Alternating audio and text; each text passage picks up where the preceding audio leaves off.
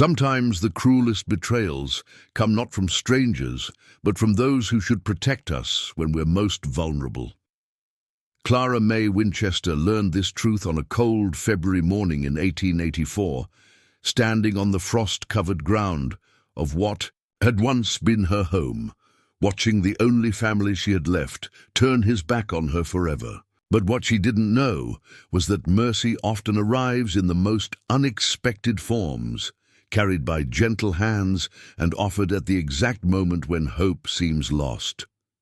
Before we jump back in, tell us where you're tuning in from, and if this story touches you, make sure you're subscribed, because tomorrow I've saved something extra special for you. The wind cuts sharp across the Nebraska plains, carrying with it the scent of winter wheat and the promise of more snow. Clara May Winchester stood at the edge of the wooden porch, her worn leather satchel clutched tight in her gloved hands, watching frost gather on the windows of the farmhouse that had been her sanctuary for 3 brief years. Behind those windows lay everything she'd tried to build, memories of laughter shared over morning coffee, the rocking chair where she'd mended clothes by lamplight, the kitchen where she'd learned to make her late husband's favorite cornbread. "You've got until the sun touches that ridge," Thomas Winchester said from the doorway behind her, his voice carrying the same cold edge that had crept into it since the funeral 6 weeks ago. "Then I want you gone." Clara May didn't turn around. She'd already seen enough of the man who'd once called her sister, who'd sat at her table every Sunday after church, who'd bounced her infant son on his knee while praising her cooking. That man had vanished the moment they'd lowered her husband James into the frozen ground, replaced by someone whose eyes held nothing but calculation and barely concealed disgust. "James left me this house," she said quietly, her breath forming small clouds in the bitter air. "It's in his will." "James left you a lot of things he had no right to leave," Thomas replied, stepping onto the porch with deliberate heavy footsteps. "But dead men don't get to make decisions for the living. The banknote's in my name, same as the deed was before he married you. Far as the law's concerned, you're just a woman with no claim to anything here." The words hit harder than the wind. Clara May had known this moment would come, had felt it building in the way Thomas's visits became shorter, his conversation more clipped, his questions about her plans more pointed. She'd hoped, foolishly perhaps, that blood might mean something, that the 3 years she'd spent caring for his brother through the consumption that finally took him might count for something in the ledger of family obligation. "Where am I supposed to go?" she asked, finally turning to face him. Thomas Winchester looked like his brother around the eyes, but where James had carried warmth, Thomas held only the hard practicality of a man who'd learned to measure everything by its worth in dollars and cents. "That's not my concern," he said, though something flickered across his face that might have been guilt before it hardened again into resolve. "Maybe back to your people in Illinois. Maybe find yourself another husband who can keep you. But you can't stay here expecting me to provide for James's mistakes." The word mistakes hung in the air between them like a slap. Clara May felt her spine straighten, despite the cold seeping through her wool coat. She'd been called worse things, had endured the whispered comments about the woman who'd married a dying man, the speculation about what kind of desperation would drive someone to such a choice. But hearing it from Thomas, who'd seen how she'd sat up nights cooling James's fever, how she'd fed him spoonfuls of broth when he was too weak to lift his head, how she'd held his hand through those final terrible weeks, that cut deeper than idle gossip ever could. "He wasn't a mistake," she said, her voice steadier than she felt. "Marrying him was the only good thing I've done in my life." Thomas's jaw tightened. "Good for you, maybe. Expensive for everyone else. You think I don't know what he spent on doctors? What he borrowed against this place trying to get well for you? I've been paying his debts for months, and I'm done carrying water for his romantic notions." The sun had climbed higher while they talked, painting the snow-covered fields in shades of gold and pink. In the distance, Clara May could see the ridge, Thomas had mentioned a low rise of hills that marked the eastern boundary of the Winchester property. The light was already touching its edges, which meant she had perhaps an hour before his arbitrary deadline arrived. "I helped work this land," she said, desperation creeping into her voice despite her efforts to stay composed. "I've got nowhere else to go, Thomas. No family, no money saved. James always said you were a good man." "James said a lot of things that didn't make much sense toward the end," Thomas replied, but his tone had lost some of its edge. For a moment, Clara May thought she saw the man who'd once brought them fresh-killed rabbits and sat by the fire teaching her to play checkers. Then his expression hardened again, as if he'd caught himself in a moment of weakness. "But being good doesn't pay debts or put food on tables. I've got my own family to think about, my own children to provide for. Can't afford passengers." Clara May nodded slowly, understanding finally settling over her like the weight of the winter sky. There would be no mercy here, no appeal to sentiment or family loyalty that could change his mind. Thomas Winchester had made his calculation and found a wanting, and no amount of pleading would alter his arithmetic. "Can I at least take some of James's things?" she asked. "His books, maybe, or his father's watch?" "Take what you can carry," Thomas said after a pause. "But be quick about it. I've got work to do, and standing here jawing isn't getting it done." Clara May pushed past him into the house, her footsteps echoing in rooms that had never felt so empty. Everything looked exactly as she'd left it that morning. The blue check tablecloth she'd sewn last spring, the wooden cross James had carved for their first Christmas together, the daguerreotype of his parents that had pride of place on the mantelpiece. But now it all seemed to belong to someone else, artifacts of a life that had ended as abruptly as a door slamming shut. She moved quickly through the rooms, gathering what little she could justify taking. James's pocket watch went into her satchel, along with his leather-bound book of Psalms and the letters he'd written to her during their brief courtship. She folded 2 of his shirts, the ones that still smelled faintly of the lavender soap she'd made, and tucked them around the more fragile items. At the last moment, she took the small wooden box where she kept her sewing supplies, the one James had made for her birthday with her initials carved into the lid. The house felt like a tomb as she moved through it, gathering pieces of a life that had been cut short by illness and would now be scattered by indifference. In the bedroom they'd shared, she paused at the window that looked out over the garden plot where she'd planned to plant tomatoes come spring. The ground was frozen, now covered in snow that would melt and refreeze a dozen times before the earth was soft enough to work again. Someone else would plant that garden, if anyone bothered to plant it at all.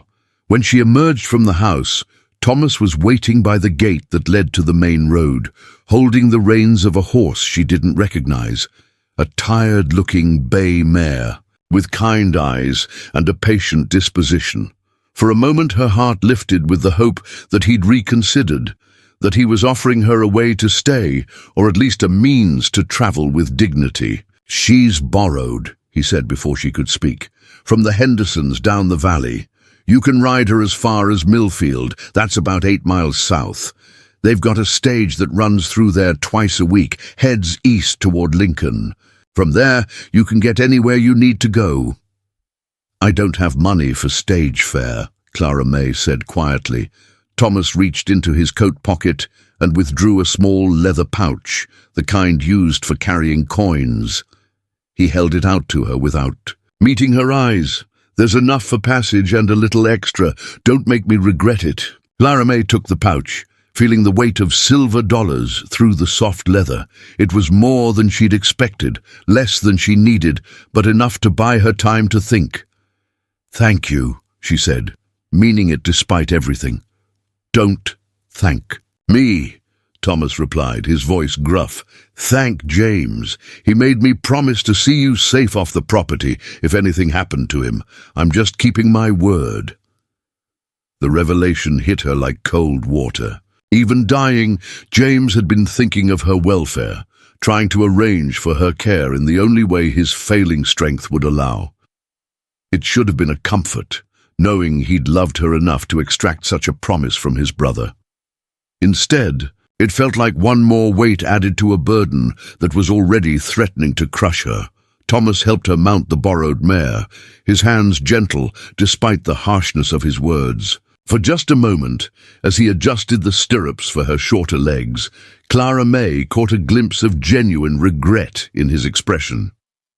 But it passed quickly, replaced by the stern resolve of a man who'd made a difficult decision and intended to see it through. "The road's well marked," he said, stepping back from the horse. "Follow it south until you see the church steeple, then bear east at the crossroads. You can't miss Millfield. It's the biggest settlement for 50 miles in any direction." Clara May nodded, gathering the reins in her gloved hands. The mare shifted beneath her, eager to be moving after standing still in the cold. "What will you tell people," she asked, "about why I left?" Thomas considered this for a moment, his breath steaming in the frigid air. "I'll tell them you decided to go back to your family, that you couldn't bear to stay where everything reminded you of James." He paused, then added more quietly, "It's not entirely a lie." "No," Clara May agreed. "It's not." She urged the mare forward, feeling the animal's muscles bunch and release as they started down the rutted dirt road that led away from the Winchester homestead. Behind her, she could hear Thomas's boots crunching in the snow as he walked back toward the house, but she didn't turn around. There was nothing left to see there except the ending of one chapter and the terrifying blankness of whatever came next. The road south was lonelier than she'd expected. In the 3 years she'd lived with James, she'd rarely traveled beyond the boundaries of their small community, and the vast emptiness of the Nebraska landscape felt overwhelming. Rolling hills stretched endlessly in every direction, broken only by occasional clusters of bare trees and the distant smoke from isolated farmhouses. The sky seemed larger here than it had from her kitchen window, a pale grey dome that pressed down on the earth with the weight of coming weather.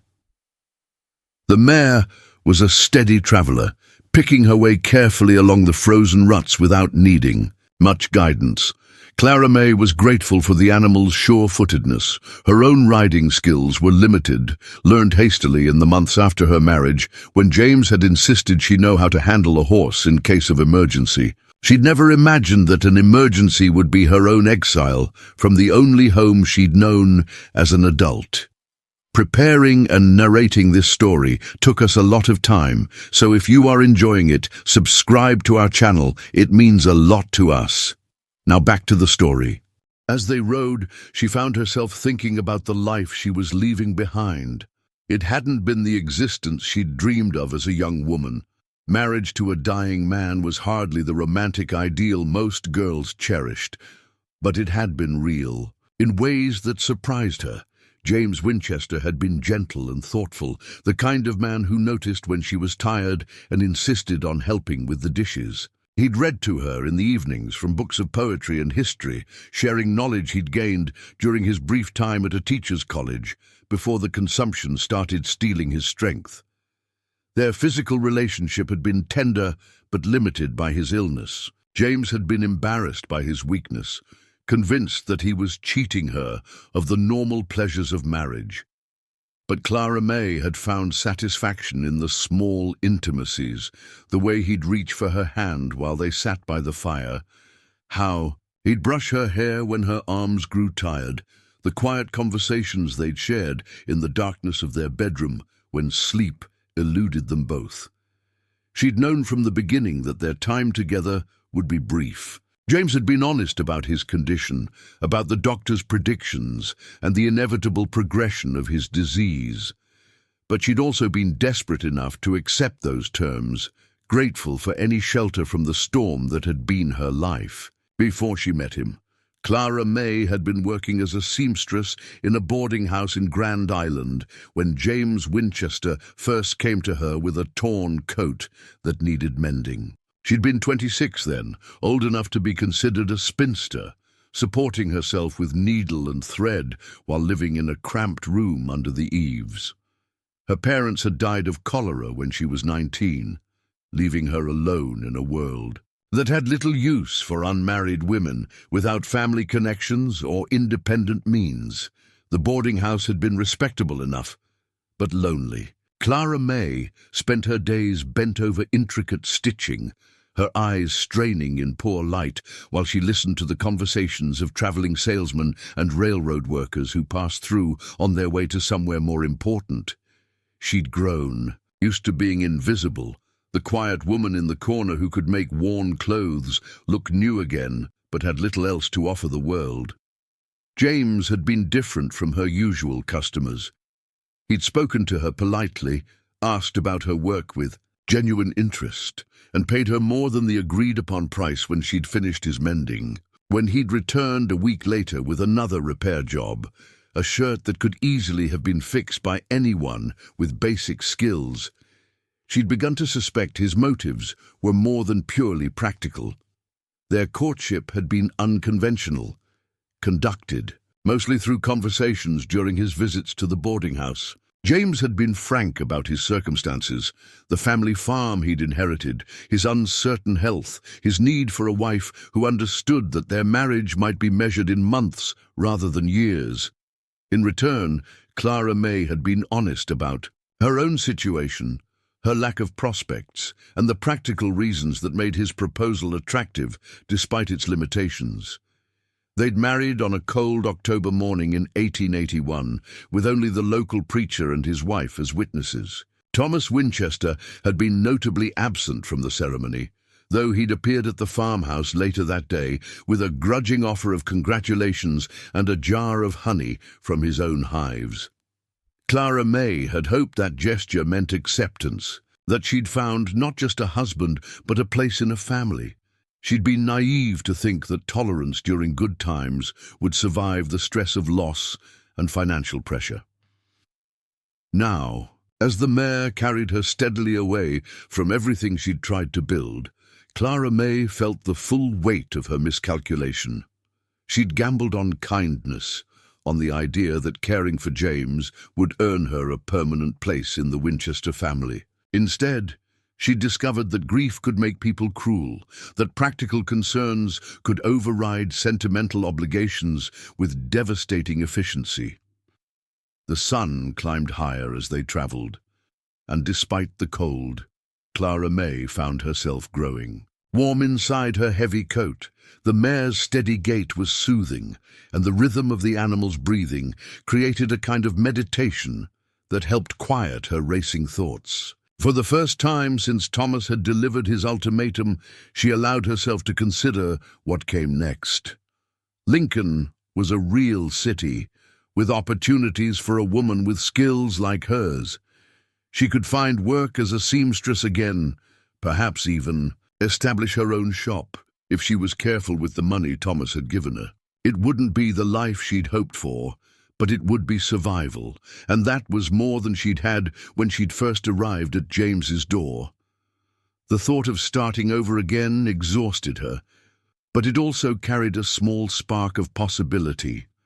She was still young enough to rebuild, still skilled enough to earn her way, and perhaps in time she might even find happiness again, the kind that didn't depend on the charity of reluctant family members or the fragile health of a dying man. The road began to curve as it followed the course of a frozen creek, and Clara May caught her first glimpse of Millfield in the distance. Smoke rose from several chimneys, and she could make out the spire of a church pointing toward the grey sky.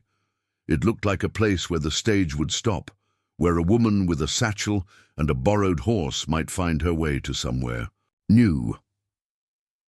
As the mare picked up her pace, sensing the nearness of rest and feed, Clara May allowed herself one last look back toward the north, where the Winchester farm lay hidden beyond the rolling hills. Then she turned her face toward Millfield and whatever lay beyond it, carrying with her the memory of 3 years of kindness and the hard-earned knowledge that sometimes the only way forward was to leave everything behind. The stage depot inn Millfield was smaller than Clara May had expected, little more than a weathered wooden platform beside a general store with a hand-painted sign advertising passage to Lincoln, Omaha, and points east. The building leaned slightly to one side, as if the prairie winds had been pushing against it for so many years that it had finally begun to surrender. A few men in work clothes lounged against the platform's railing, smoking pipes and talking in low voices about cattle prices and the prospect of an early spring. Clara May dismounted carefully, her legs stiff from the unfamiliar ride. The borrowed mare stamped her feet and shook her head, eager for water and rest after the 8-mile journey from the Winchester farm. A boy of perhaps 12 emerged from the store, wiping his hands on a dirty apron. "You looking to stable that horse, ma'am?" he asked, eyeing the mare with professional interest. "We got feed and water, cost you 2 bits for the day." "She belongs to the Henderson family," Clara May explained, fishing in her coat pocket for the coins. "They'll be expecting her back, but she needs rest and care first." The boy nodded and took the reins, leading the mare toward a small barn behind the store. Clara May watched them go, feeling suddenly unmoored without the animal's solid presence. The mare had been her companion for the journey, the only living thing that had shared her passage from one life to another. Now she stood alone on a platform in a town where she knew no one, carrying everything she owned in a single leather satchel. "Stage don't come through till Thursday," one of the men called to her, noticing her lost expression.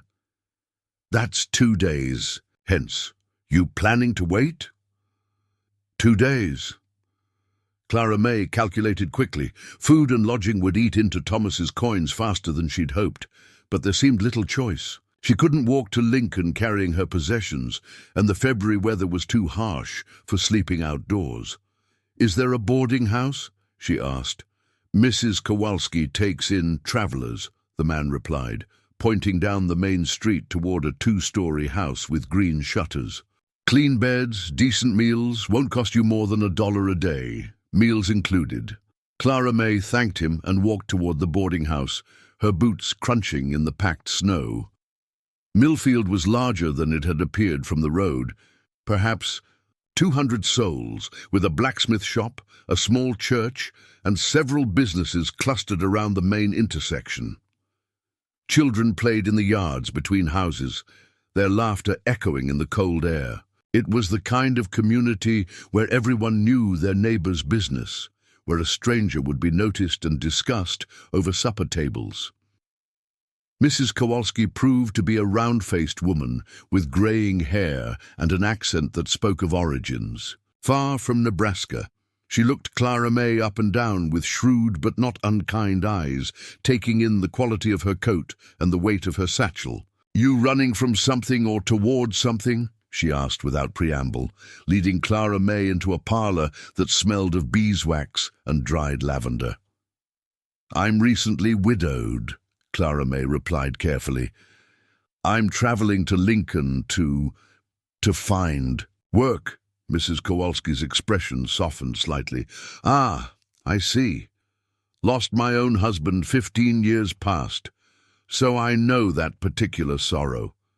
You're welcome here, child. I've got a room on the 2nd floor, faces east, so you'll catch the morning. Son, meals are at 7, noon, and 6. Don't be late or you'll go hungry." The room was small but spotless, with a narrow bed covered in a quilt that looked hand-stitched, a washstand with a chipped basin, and a single window that looked out over the town's main street. Clara May set her satchel on the bed and sat beside it, feeling the weight of exhaustion settle into her bones. For the first time since Thomas had delivered his ultimatum, she allowed herself to simply stop, to breathe without purpose or destination. The next 2 days passed slowly. Clara May took her meals with the other boarders, a traveling salesman headed for Omaha, an elderly man visiting his daughter's family, and a young schoolteacher named Miss Hartwell, who was taking up a position in a town further east. The conversations were polite but distant, the kind of careful exchanges between strangers who would soon part ways and likely never meet again. Clara May spent hours walking the streets of Millfield, partly to escape the confines of her small room, and partly to postpone thinking about what awaited her in Lincoln. The town was pleasant enough in its way, the kind of place where she might have been content to settle if circumstances had been different. She watched women hanging laundry despite the cold, saw children helping with chores, observed the comfortable routines of people whose lives had found their proper rhythm. On Wednesday evening, she was returning from one of these aimless walks when she noticed a commotion near the church. A crowd had gathered around a wagon that had clearly seen better days. One wheel wobbled dangerously, and the canvas cover was torn in several places. A man knelt beside the damaged wheel, examining it with the focused attention of someone trying to solve a complex problem. "Axles cracked clean through," she heard someone say. "Won't make it another mile without proper repair." "Blacksmiths close till morning," another voice added, "and even then might take a day or two to fix properly." Clara May found herself moving closer, drawn by curiosity and the universal human impulse to witness other people's troubles. The man working on the wheel looked to be in his 30s, with sandy hair that needed cutting and clothes that spoke of long days spent outdoors. His hands were competent as they traced the break in the axle, and when he spoke, his voice carried the calm authority of someone accustomed to solving problems. "We'll have to unload everything," he was saying to someone Clara May couldn't see. "Can't risk the wheel coming off completely. Could hurt the horses." A woman's voice answered from inside the wagon, thin and strained with worry. "But Samuel, if we unload here, how will we—" "We'll figure it out, Ma," the man replied gently. "One problem at a time." The crowd began to disperse as the entertainment value of the situation wore off.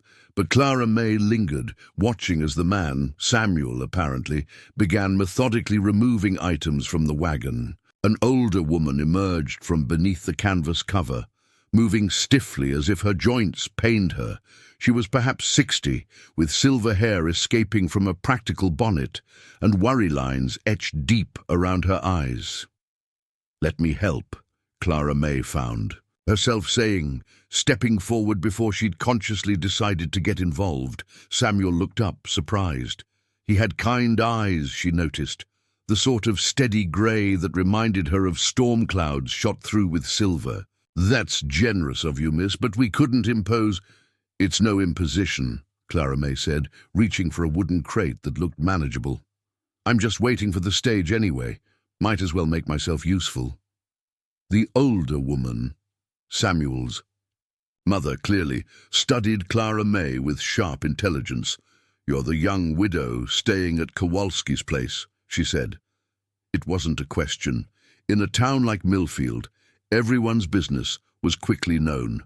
"Clara May Winchester," she introduced herself, hefting the crate and looking around for somewhere to set it down. "Nora Brennan," the woman replied. "And this is my son Samuel. We're bound for our homestead about 15 miles north, assuming we can get this wagon roadworthy again." Samuel had returned to his examination of the broken axle, but Clara May caught him glancing in her direction as she helped move their belongings.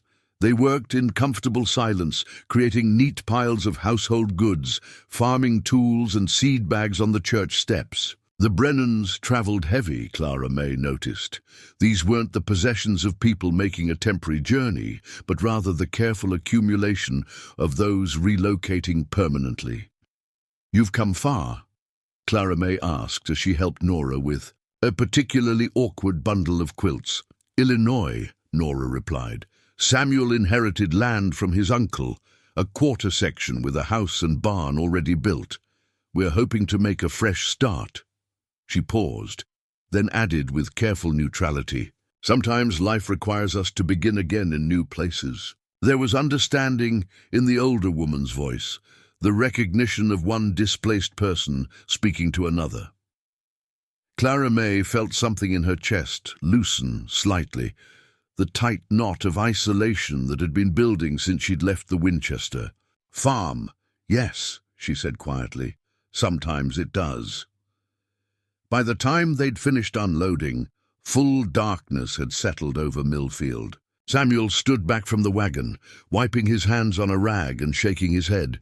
"Blacksmith will need to forge a new pin for the axle," he said. "Maybe fabricate a support plate too. We're looking at 3 days minimum, assuming he's got the iron stock." Nora Brennan's shoulders sagged slightly. "3 days we can't afford," she murmured, though she tried to keep the worry from her voice. "The church will let us store our things inside," Samuel said, putting a reassuring hand on his mother's arm. "And there's the boarding house, which will cost us most of what we've got left," Nora finished. "Samuel, maybe we should—" "No," he said firmly. "We're not turning back. Uncle Patrick left us that land fair and square, and we're going to claim it. We'll just have to make do until the wagon's fixed." Clara May watched this exchange with growing interest. The Brennans were clearly traveling on limited funds, facing the same kind of financial calculation that had governed her own recent decisions. But unlike her situation, theirs carried the weight of hope rather than desperation. They were moving towards something they wanted, rather than fleeing from something that had rejected them. "Mrs. Kowalski has rooms," she said impulsively, "and she's fair with her prices. I could speak to her if you'd like. Sometimes a recommendation helps." Samuel looked at her with surprise, and something that might have been gratitude. "That's kind of you, Mrs. Winchester. We'd appreciate any assistance."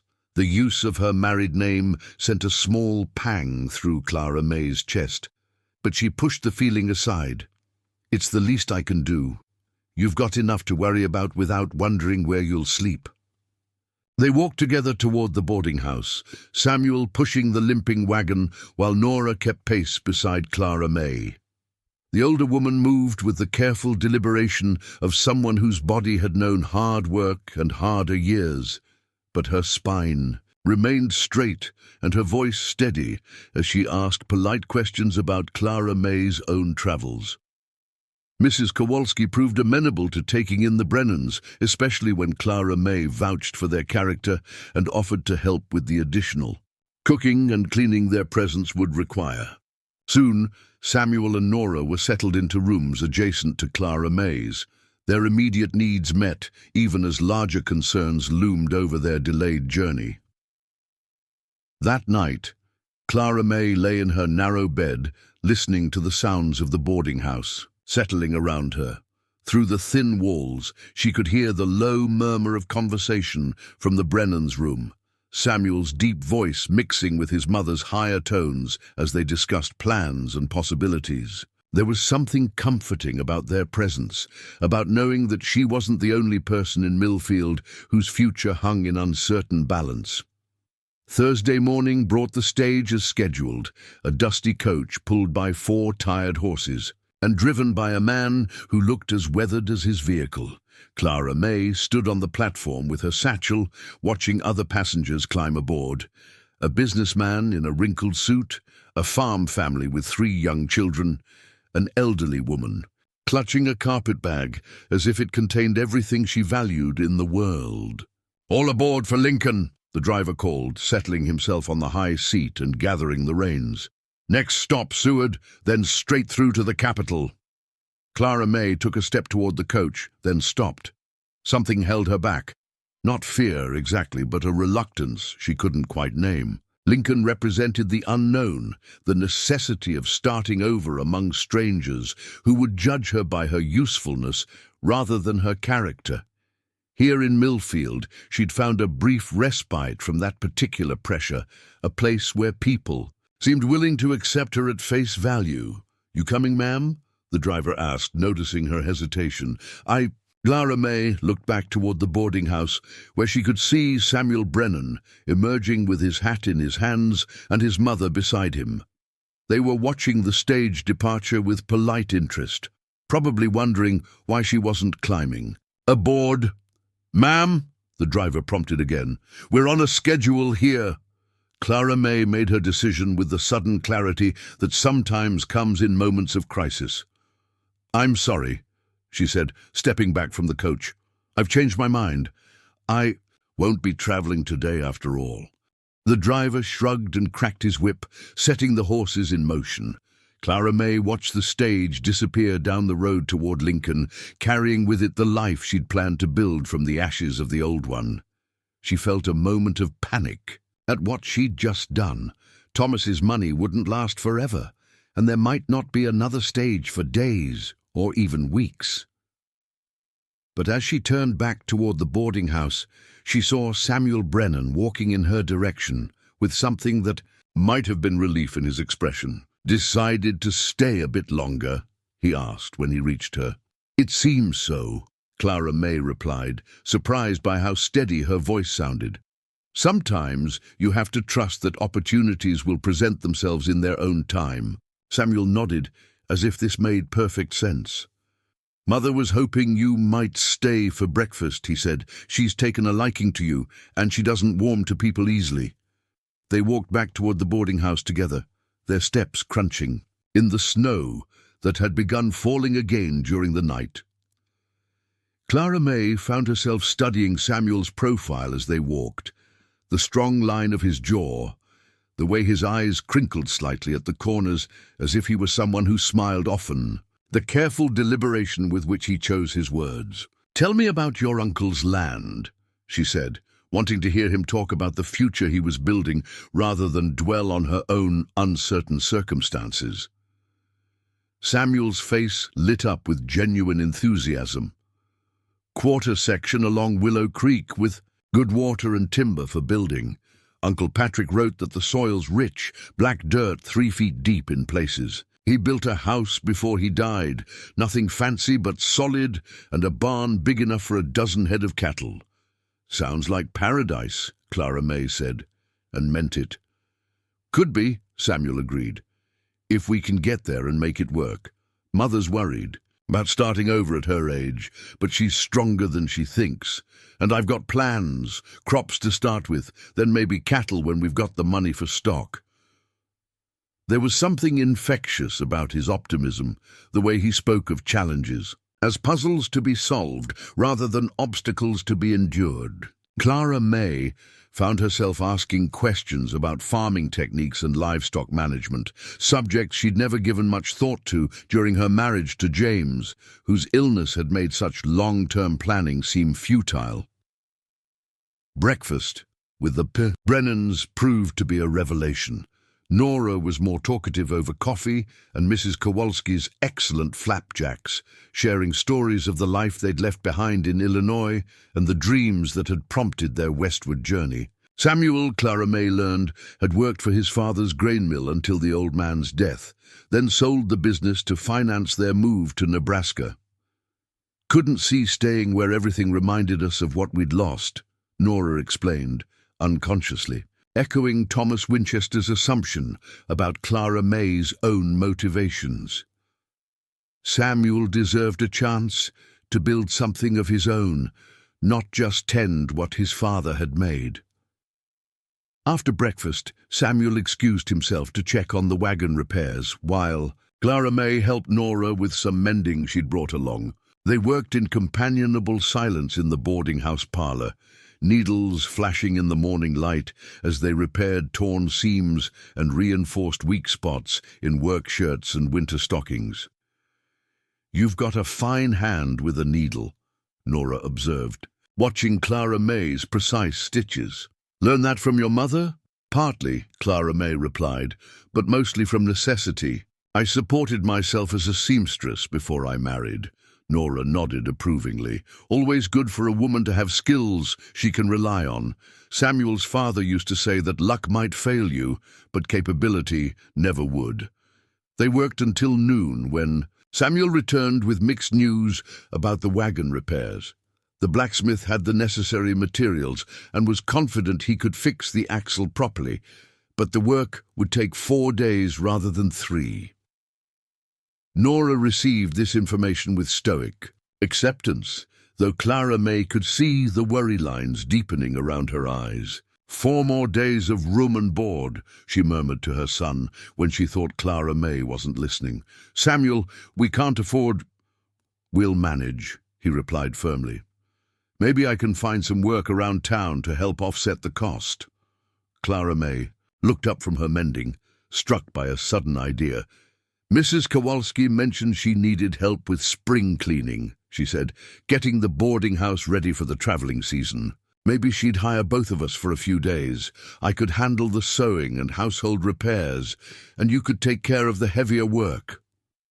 Samuel and Nora exchanged glances, and Clara May saw something pass between them. Gratitude mixed with the careful pride of people who weren't accustomed to accepting charity. "We'd be grateful for the chance to earn our keep," Samuel said finally, "if Mrs. Kowalski's truly in need of help." And so it was arranged. For the next 4 days, Clara May found herself part of an unlikely partnership, working alongside the Brennans to ready Mrs. Kowalski's boarding house for the spring rush. She mended torn curtains and patched worn linens, while Samuel repaired loose floorboards and reinforced sagging bed frames. Nora proved to be an excellent cook, supplementing Mrs. Kowalski's meals with hearty soups and fresh bread that had the other boarders asking for recipes. The work was satisfying in a way Clara May hadn't expected. There was something deeply appealing about the rhythm of useful labor, the tangible evidence of improvement that accumulated throughout each day. More than that, there was the growing sense of belonging that came from being part of a team, from knowing that her contributions mattered to the success of a shared enterprise. On the final evening before the Brennans were to resume their journey, Clara May sat with them on the boarding house porch, despite the cold, watching the sun set behind the buildings of Millfield's Main Street. The wagon stood nearby, its new axle gleaming with fresh grease and its wheels properly aligned for the first time since their arrival. "We'll be sorry to lose your company," Nora said, her breath forming small clouds in the frigid air. "It's been a blessing, having extra hands and a kindred spirit." Clara May felt a familiar tightness in her chest, the recognition of another ending, another farewell to people who had briefly made her feel less alone in the world. "I'll miss you both as well," she said honestly. Samuel cleared his throat, a sound that suggested he was working up to something difficult. "We were wondering," he said carefully, "if you might consider traveling north with us instead of continuing east to Lincoln." Clara May turned to stare at him, certain she'd misunderstood. "What Samuel's trying to say," Nora interjected, with the exasperated fondness of a mother correcting a tongue-tied son, "is that we could use another pair of hands on the homestead. The house is big enough for 3, and there's plenty of work for everyone. If you're looking for a fresh start, you might find what you need with us." The offer hung in the air between them, as unexpected as a gift found on an otherwise ordinary day. Clara May felt her heart begin to race with possibilities she hadn't dared to consider. "I don't know what to say," she whispered. "Say you'll think about it," Samuel replied, his grey eyes holding hers with an intensity that made her breath catch. "We leave at first light, but the invitation stands until then." That night, Clara May lay awake long past midnight, weighing the choice between the known difficulties of Lincoln and the uncertain promise of a homestead along Willow Creek.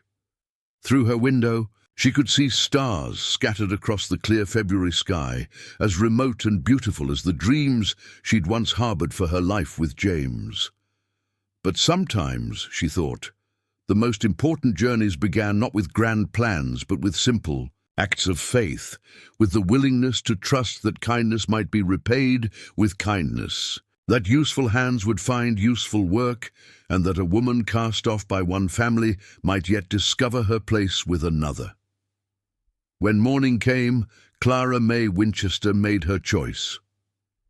Dawn broke pale and cold over Millfield as Clara May descended the boarding house stairs with her satchel in hand, her decision crystallized by a night of careful consideration. Mrs. Kowalski waited in the kitchen with a cloth bundle that smelled of fresh bread and cured ham. "For the journey," the older woman said gruffly, though her eyes held warmth. "Can't you starting a new life on an empty stomach?" Outside, Samuel was securing the last of their belongings in the repaired wagon, while Nora arranged quilts to cushion the ride.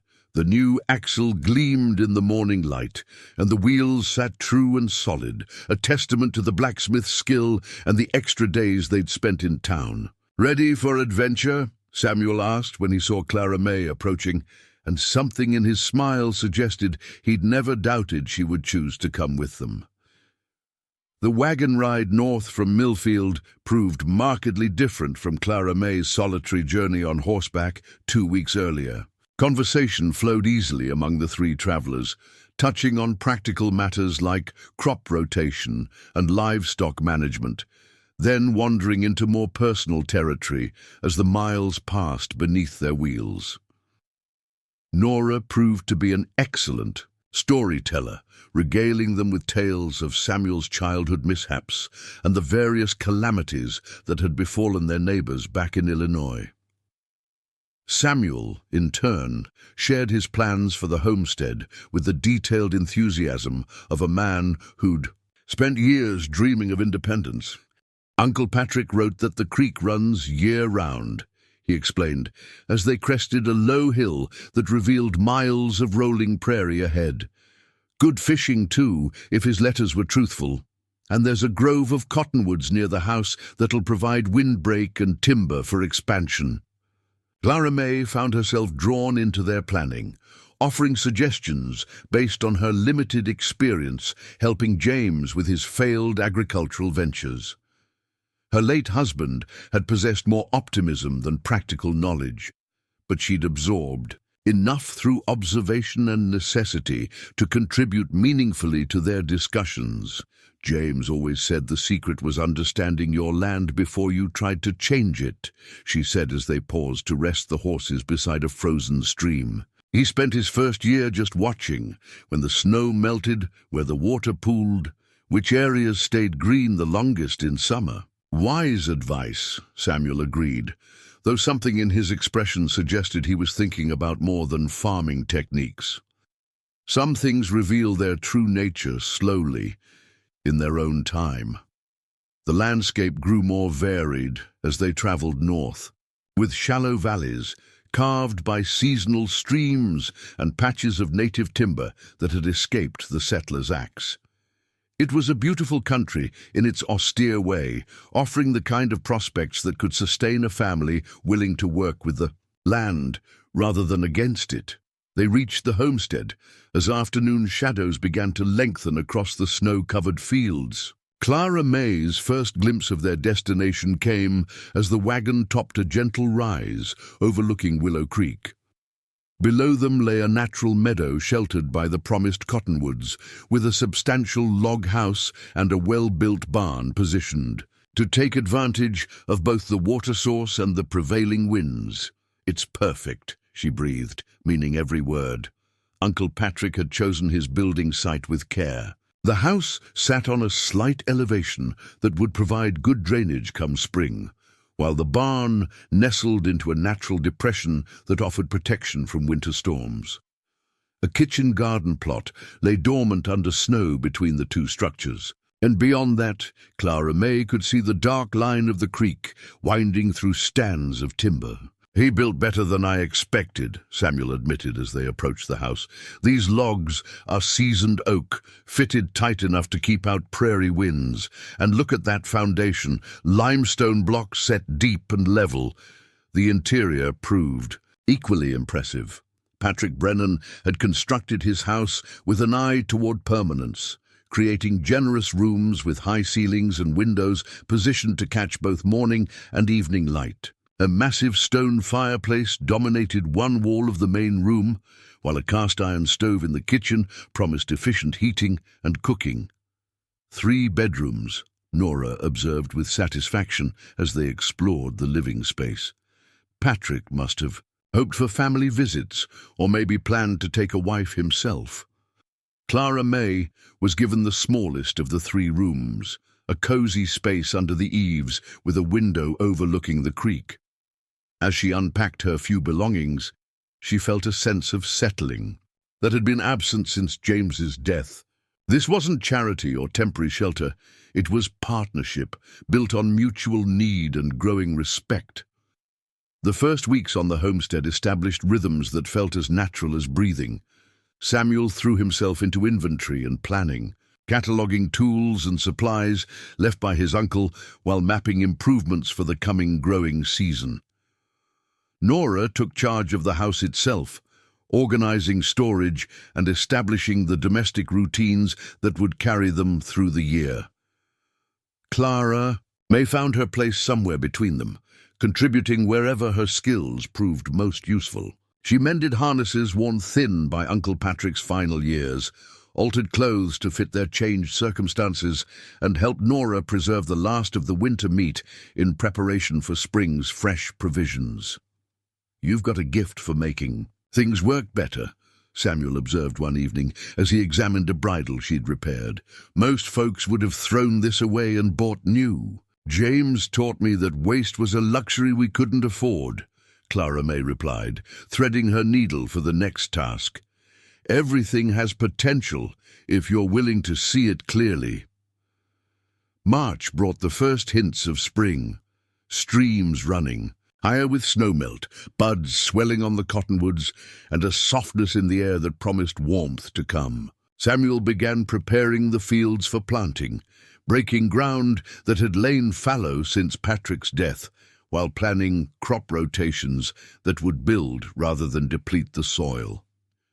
Clara May accompanied him on these expeditions, ostensibly to help with small tasks, but increasingly because she enjoyed his company and the way he thought through problems with careful deliberation. He approached farming like a chess master, contemplating moves several turns ahead, considering not just immediate needs, but long-term consequences. "Corn here for the first year," he said one afternoon as they walked the boundaries of what would become their main field. "It'll break up the sod and add nutrients when we turn the stalks under, then wheat the following season, with beans planted between the rows to fix nitrogen." "And after that?" Clara May asked, stepping carefully through the uneven ground. "Depends on what we learn," Samuel replied. "Maybe oats for the horses, or barley if there's market demand. The key is staying flexible, adapting to what the land teaches us." It was during one of these planning walks that Clara May first noticed how Samuel's attention seemed to linger on her face when she spoke, how his hand would occasionally brush hers when he helped her over rough ground. The awareness created a flutter of anticipation in her chest that reminded her of feelings she'd thought buried with James. The realization brought both excitement and guilt. James had been gone only months, and proper mourning required at least a year of withdrawal from such considerations. But propriety seemed less important here in the wilderness, where survival often trumped social convention and practical partnership could evolve naturally into deeper connection. One evening in late March, as they sat by the fire planning the kitchen garden, Nora excused herself early with complaints of tired eyes and creaking joints. Clara May suspected the older woman's departure was more diplomatic than necessary, but she appreciated the privacy to explore the growing tension between herself and Samuel. "Your mother's a wise woman," she said when they were alone, her voice carefully neutral. "She likes you," Samuel replied, setting aside the seed catalogue they'd been studying. "That's not something that happens easily. Mother's seen too much disappointment to trust quickly." "And you?" Clara May asked, surprised by her own boldness. "Do you trust quickly?" Samuel was quiet for a long moment, studying the flames that danced in the fireplace. When he spoke, his voice carried the weight of careful consideration. "I trust what I can observe," he said finally. "The way you handle tools tells me you respect good craftsmanship. The way you speak to Mother shows you understand courtesy without servility. The way you work suggests you find satisfaction in useful labor rather than just enduring it." Clara May felt heat rise in her cheeks, though whether from embarrassment or pleasure she couldn't say. Those are practical observations. Practical matters most in the end, Samuel agreed. But I'd be lying if I said that's all I've noticed. The admission hung between them like a bridge neither was quite ready to cross. Clara May stood and moved to the window, looking out at the star-filled sky above the creek. Behind her she heard Samuel rise and approach, his footsteps careful on the wooden floor. "I don't want to presume anything," he said quietly, stopping just close enough that she could feel his presence without him actually touching her. "Your grief is your own, and I won't intrude on it. But if there comes a time when you might consider companionship, I hope you'll know that you'd be welcomed." Clara May turned to face him, struck by the careful respect in his words.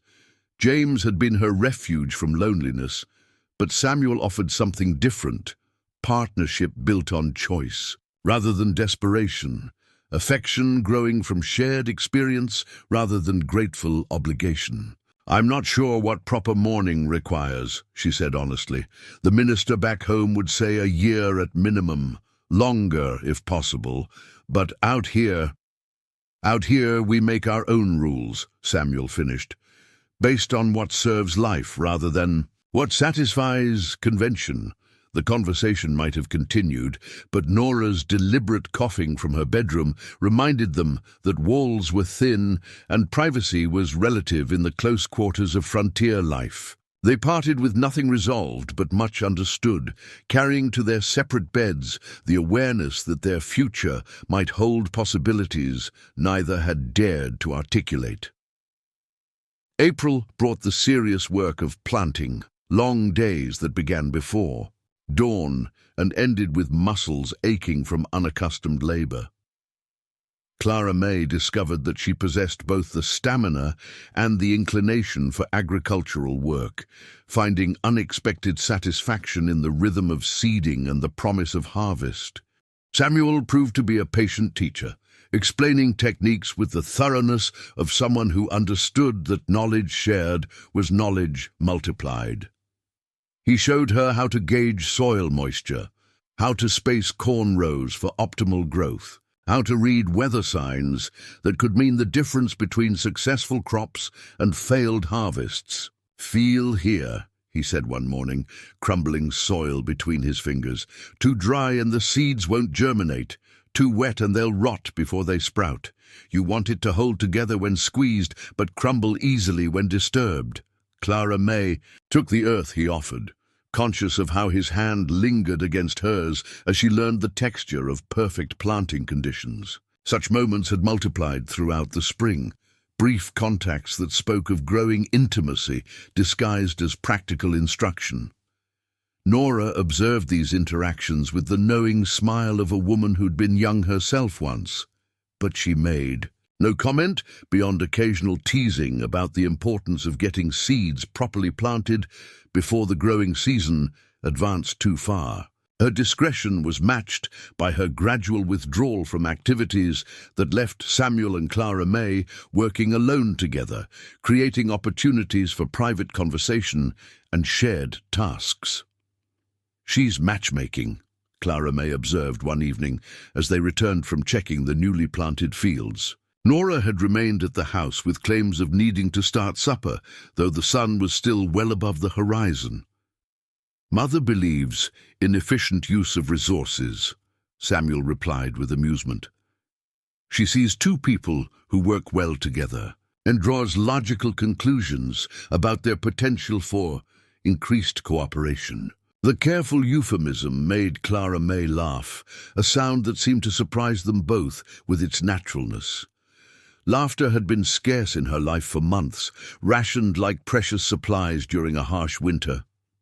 To find it returning felt like the first green shoots of spring pushing through winter soil. "Would you mind?" she asked impulsively. "Increased cooperation." Samuel stopped walking and turned to face her, his expression serious despite the lightness of their conversation.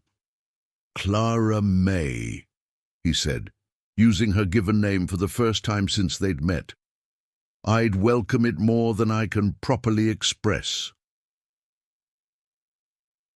The acknowledgement shifted something between them, transforming unspoken awareness into declared intention. They continued toward the house hand in hand, fingers intertwined like teenagers discovering affection for the first time. The gesture felt both innocent and momentous, a promise of partnership that extended beyond shared labor into shared life. That night, as spring rain drummed against the roof and the fire settled into glowing coals, Clara May lay in her narrow bed thinking about the future she'd accidentally discovered. 3 months ago, she'd been a widow without prospects, cast off by the only family she'd known, and facing an uncertain journey to an unfamiliar city. Now she was part of a working partnership with people who valued her contributions, in a place where her skills found daily application and her presence was genuinely welcomed. More than that, she was falling in love, not with the desperate gratitude that had colored her feelings for James, but with the steady appreciation that grew from shared work and mutual respect. Samuel Brennan was the kind of man who thought before he spoke, who planned for the future without ignoring present needs, who treated her as a partner rather than a responsibility. The realization should have frightened her, coming so soon after James's death and in circumstances that conventional wisdom would deem inappropriate. Instead, it felt like the natural result of choices made with honest intention, of work shared fairly, and of affection offered freely, rather than extracted through obligation.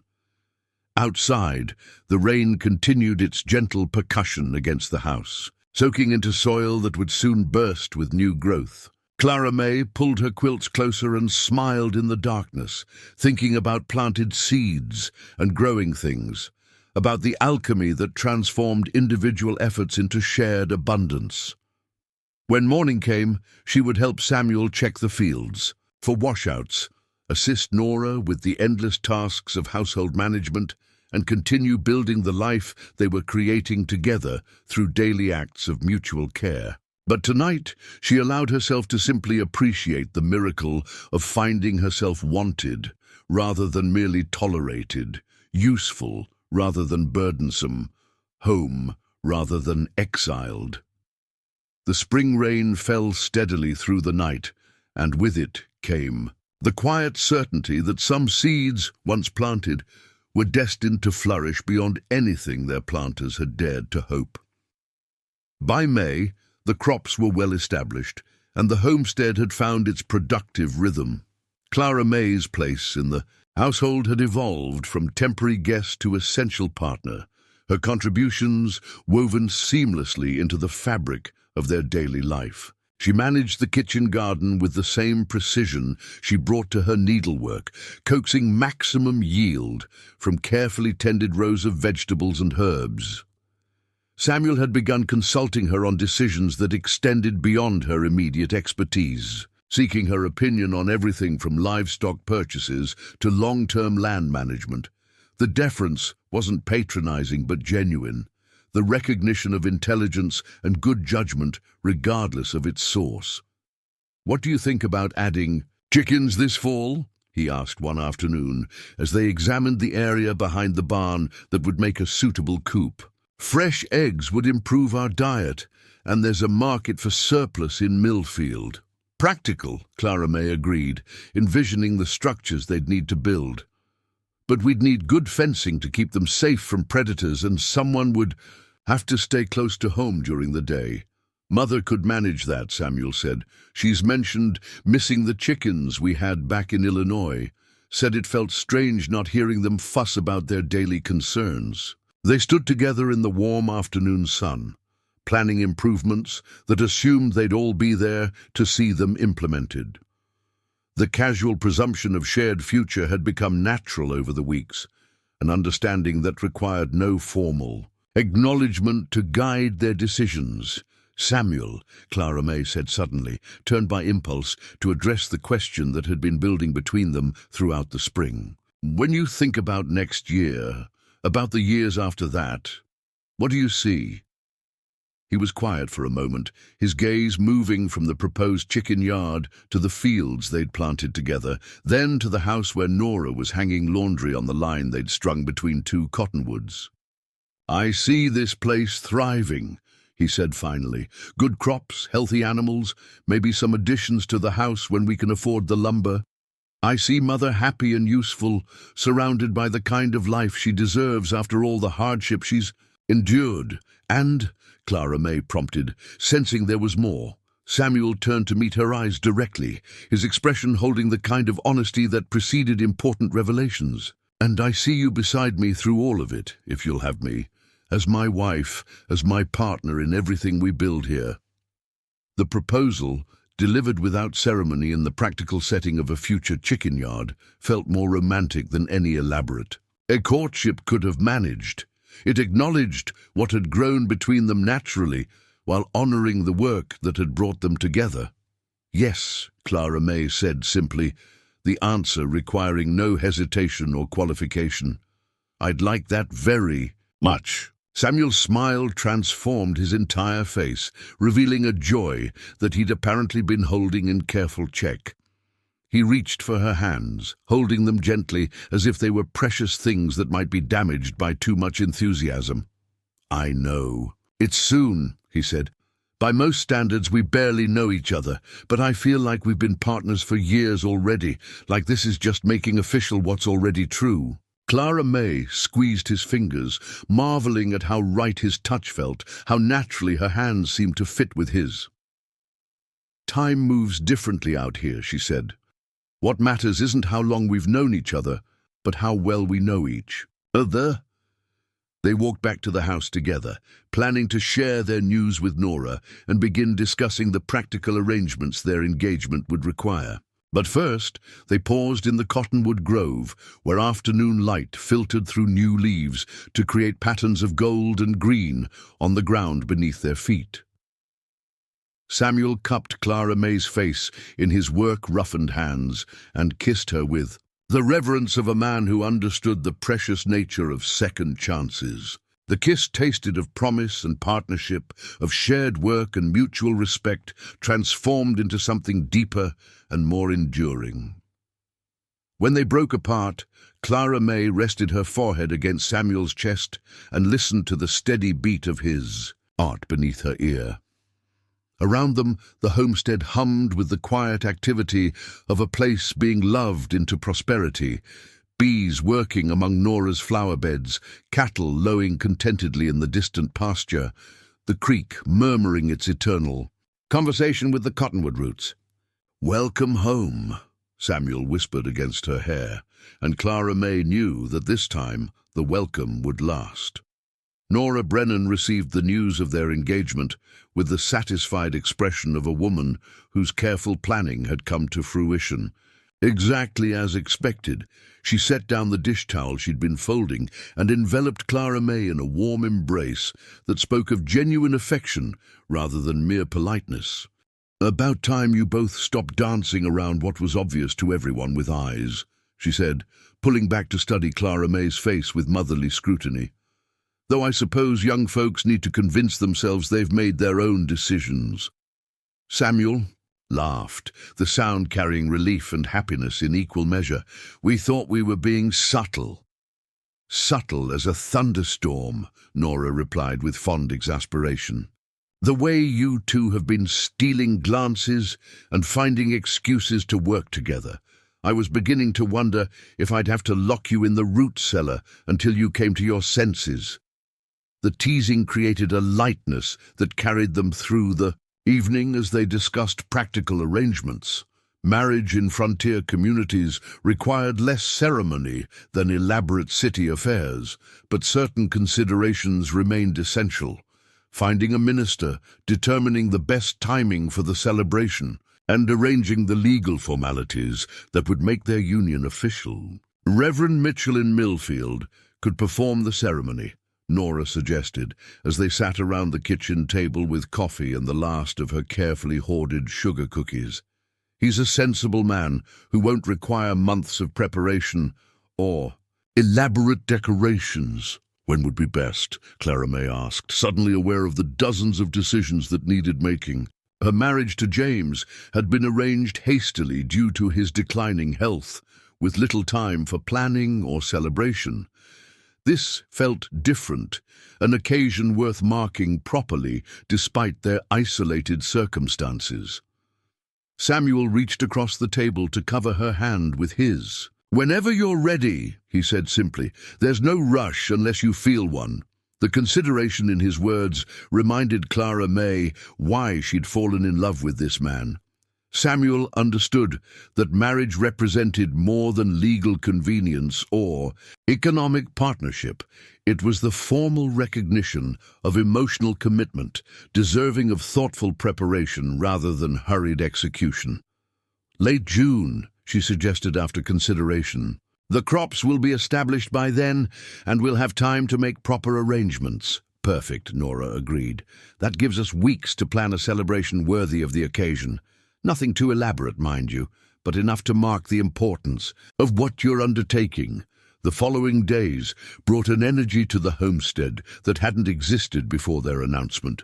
Planning the wedding provided focus for conversations and activities, transforming routine chores into preparation for their shared future. Clara May found herself envisioning the improvements they'd make to the house as a married couple, the children who might eventually fill the extra bedrooms, the decades of partnership that stretched ahead like an uncharted but promising territory. Samuel threw himself into projects with renewed vigor, as if their engagement had freed him to invest fully in permanent improvements. He began constructing additions to the barn that would accommodate the livestock they planned to acquire, working with the methodical precision of a man building for posterity rather than temporary convenience. "The wedding's important," he told Clara May one morning as they watched him frame new stalls. "But what comes after matters more. I want everything ready for the life we're going to build together." Clara May understood his meaning. Samuel was preparing not just for a ceremony, but for a partnership that would be tested by seasons of plenty and scarcity, by the inevitable challenges that frontier life imposed on even the most careful planners. His preparation showed respect for both the commitment they were making and the practical realities that would shape their marriage. The first test of their partnership came in early June, when a late frost threatened the crops they'd planted. With such care, Samuel discovered the danger during his pre-dawn check of the fields, returning to the house with worry etched deep in the lines around his eyes. "Temperatures dropping fast," he announced as Clara May and Nora prepared breakfast. "If it hits freezing, we could lose everything, corn, beans, all of it." Clara May felt her stomach clench with anxiety. The crops represented not just their food supply for the coming year, but their cash income, the foundation upon which all their other plans depended. Without a successful harvest, their dreams of expansion and improvement would need to be postponed. "Indefinitely, what can we do?" she asked, already moving toward her coat, despite not knowing what action might be effective. "Old-timers swear by smudge fires," Samuel replied, pulling on his boots with urgent efficiency. "Create enough smoke to hold the warm air close to the ground. It's desperate work, but it might save us." They spent the next several hours in frantic activity, gathering combustible materials and positioning them strategically throughout the planted fields. Dead wood, dried grass, even some of their precious coal reserves, anything that would burn slowly and produce substantial smoke. Nora contributed rags soaked in cooking oil, muttering about the waste while acknowledging the necessity.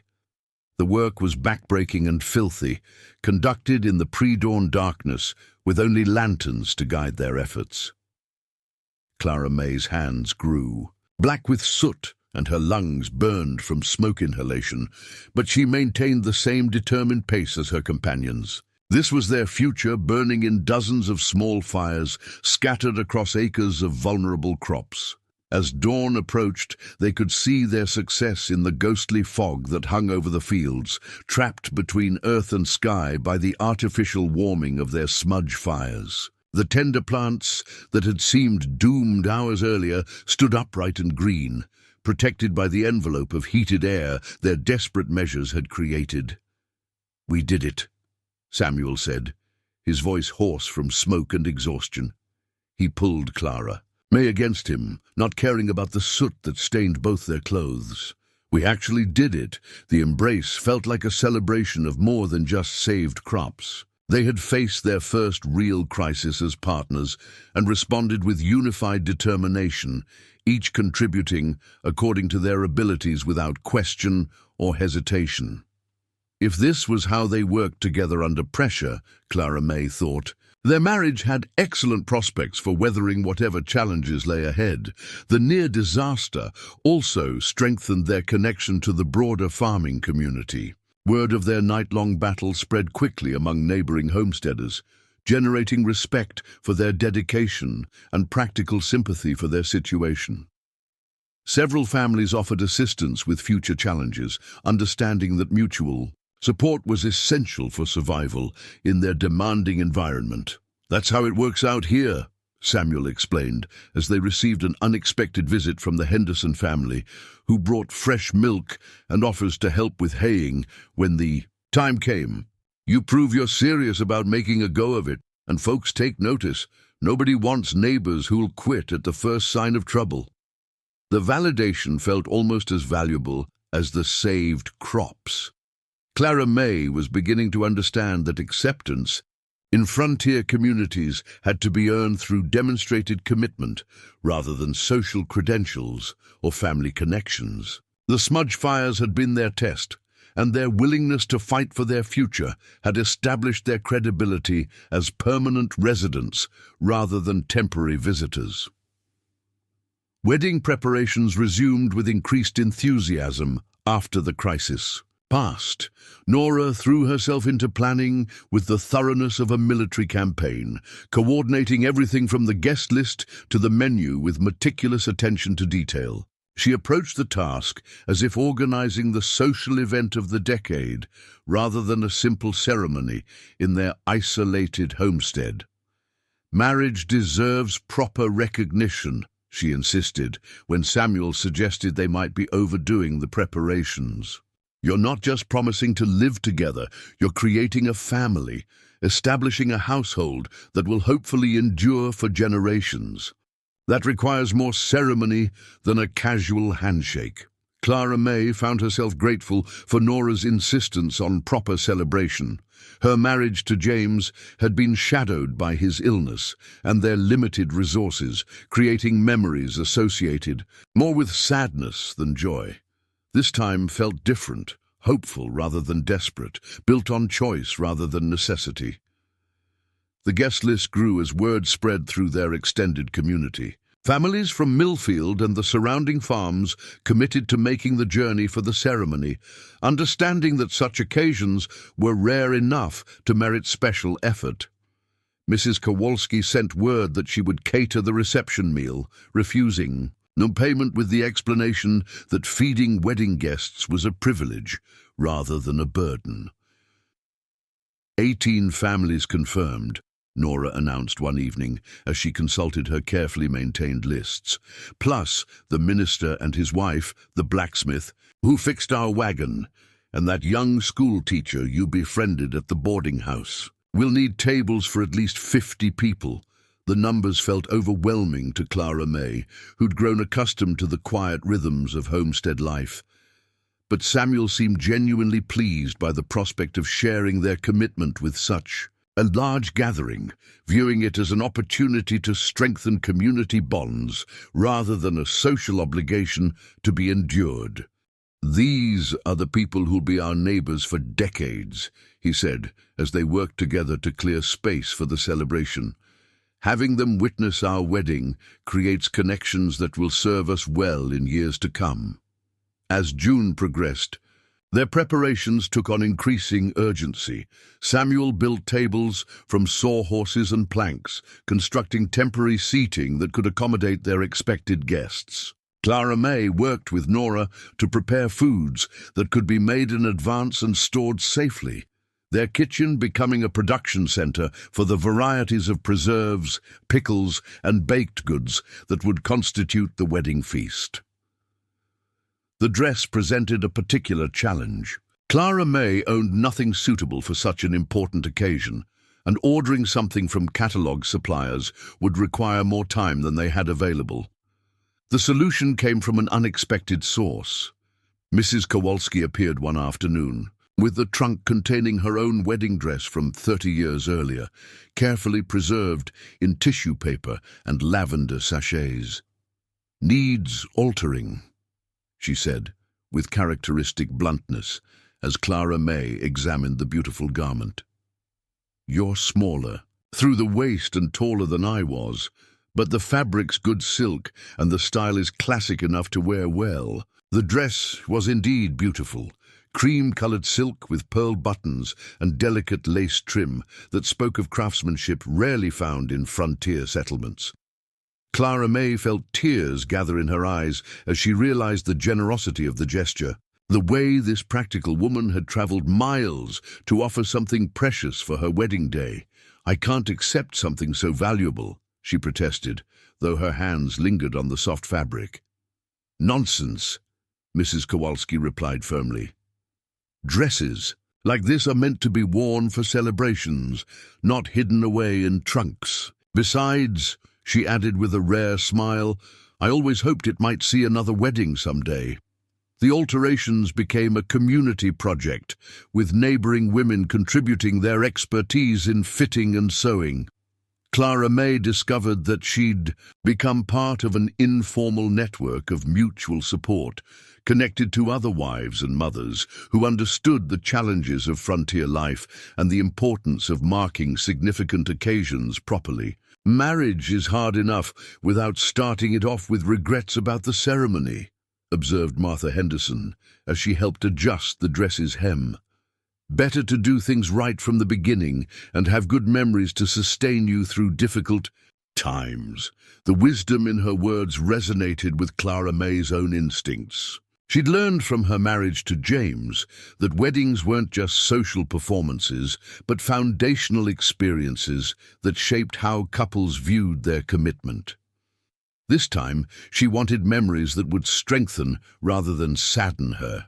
In years to come, the final week before the wedding brought a flurry of last-minute preparations and unexpected complications. A sudden thunderstorm damaged some of Samuel's construction projects, requiring hasty repairs to ensure adequate shelter for their guests. Nora discovered that mice had invaded their stored supplies, necessitating frantic efforts to replace spoiled ingredients. Clara May's dress required additional adjustments when the final fitting revealed problems with the sleeve length and neckline. But somehow, everything came together with the mysterious efficiency that seemed to govern important events. In close-knit communities, neighbors appeared with tools and expertise whenever problems arose, contributing labor and materials as if the wedding's success was a matter of collective pride rather than individual concern. "That's the beauty of frontier life," Samuel observed, the night before their ceremony, as they surveyed the transformed homestead. Tables stood ready under the cottonwoods, decorations hung from branches that would provide natural canopy, and the smell of fresh-baked bread drifted from the kitchen, where Nora was making final preparations. "Everything depends on everyone," Clara May agreed, understanding finally how their individual commitment had become part of something larger, a community celebration that honored not just their love, but the values that made frontier life sustainable. This evening before their wedding, Clara May sat by her bedroom window, watching twilight settle over the creek and the surrounding hills. Tomorrow would bring the formal beginning of her marriage to Samuel, but tonight belonged to reflection and anticipation. She thought about the journey that had brought her to this moment, the pain of losing James, the humiliation of Thomas's rejection, the desperate uncertainty of those first weeks in Millfield, All of it had led to this, a homestead where her contributions mattered, a man who valued her partnership as much as her affection, and a community that had embraced her as one of their own. The wedding would mark not just her marriage, but her complete transformation from exile to essential member of a thriving household. Outside her window, stars began appearing in the darkening sky, the same constellations that had witnessed her tears during those first lonely nights as a widow. Now they looked down on a woman who had rebuilt her life through patience, hard work, and the courage to trust in unexpected kindness. Tomorrow, she would marry Samuel Brennan and officially become part of the family that had chosen her when her blood relations had failed her. But tonight, she simply sat in grateful amazement at the mysterious ways that loss could transform into gain, that endings could become beginnings, and that the gentlest touch could prove stronger than the harshest rejection. The twilight deepened around the homestead, wrapping their preparations in the soft promise of another dawn, another chance, another day in the life they were building together, one careful choice at a time. June 23rd dawned clear and bright, with the kind of golden light that seemed to promise good fortune for important occasions. Clara May woke before sunrise, her stomach fluttering with nervous excitement as she listened to the sounds of early preparation drifting from the kitchen below. Nora was already bustling about, her voice mixing with those of several neighbor women who had arrived at dawn to assist with final arrangements. The transformation of their homestead over the past week had been remarkable.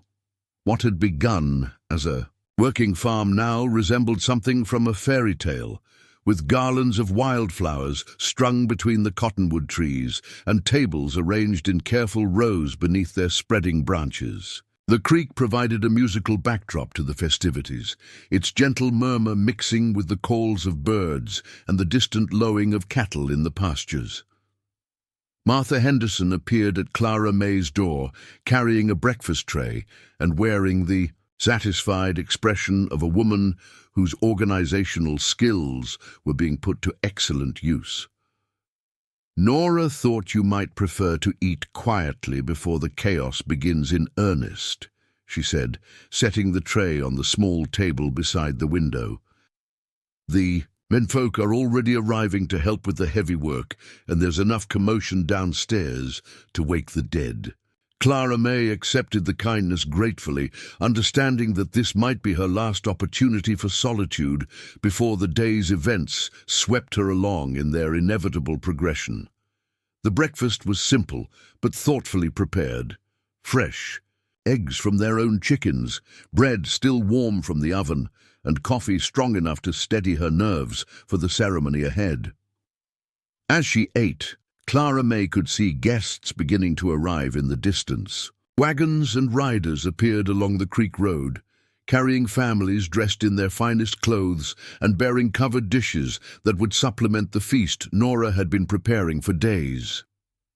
Children raced between the vehicles, their excitement infectious as they explored the transformed homestead and claimed spots for the upcoming celebration. The sight of so many people converging on their home filled Clara May with a mixture of gratitude and amazement. These families had traveled significant distances to witness her marriage to Samuel, sacrificing their own work time and comfort to honor a commitment that would strengthen the bonds of their extended community. Their presence transformed what might have been a simple ceremony into something approaching a festival.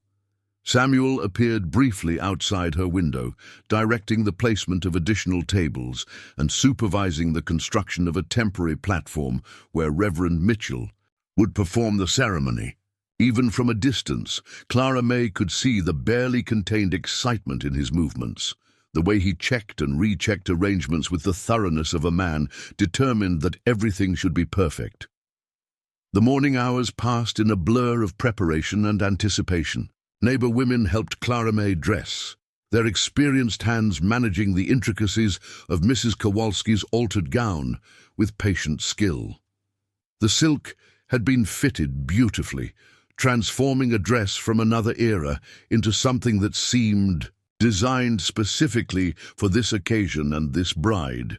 "You look like a queen," declared young Sally Morton, the daughter of a neighboring family who had appointed herself Clara May's attendant for the day. "Samuel's going to forget how to speak when he sees you." The mirror in Clara May's room confirmed the assessment. The cream silk complemented her complexion perfectly, while the careful alterations had created a silhouette that was both elegant and appropriately modest for a frontier wedding. More importantly, she felt beautiful in a way that had nothing to do with the dress itself. The inner glow that came from knowing she was loved and valued for herself, rather than accepted as a burden or obligation.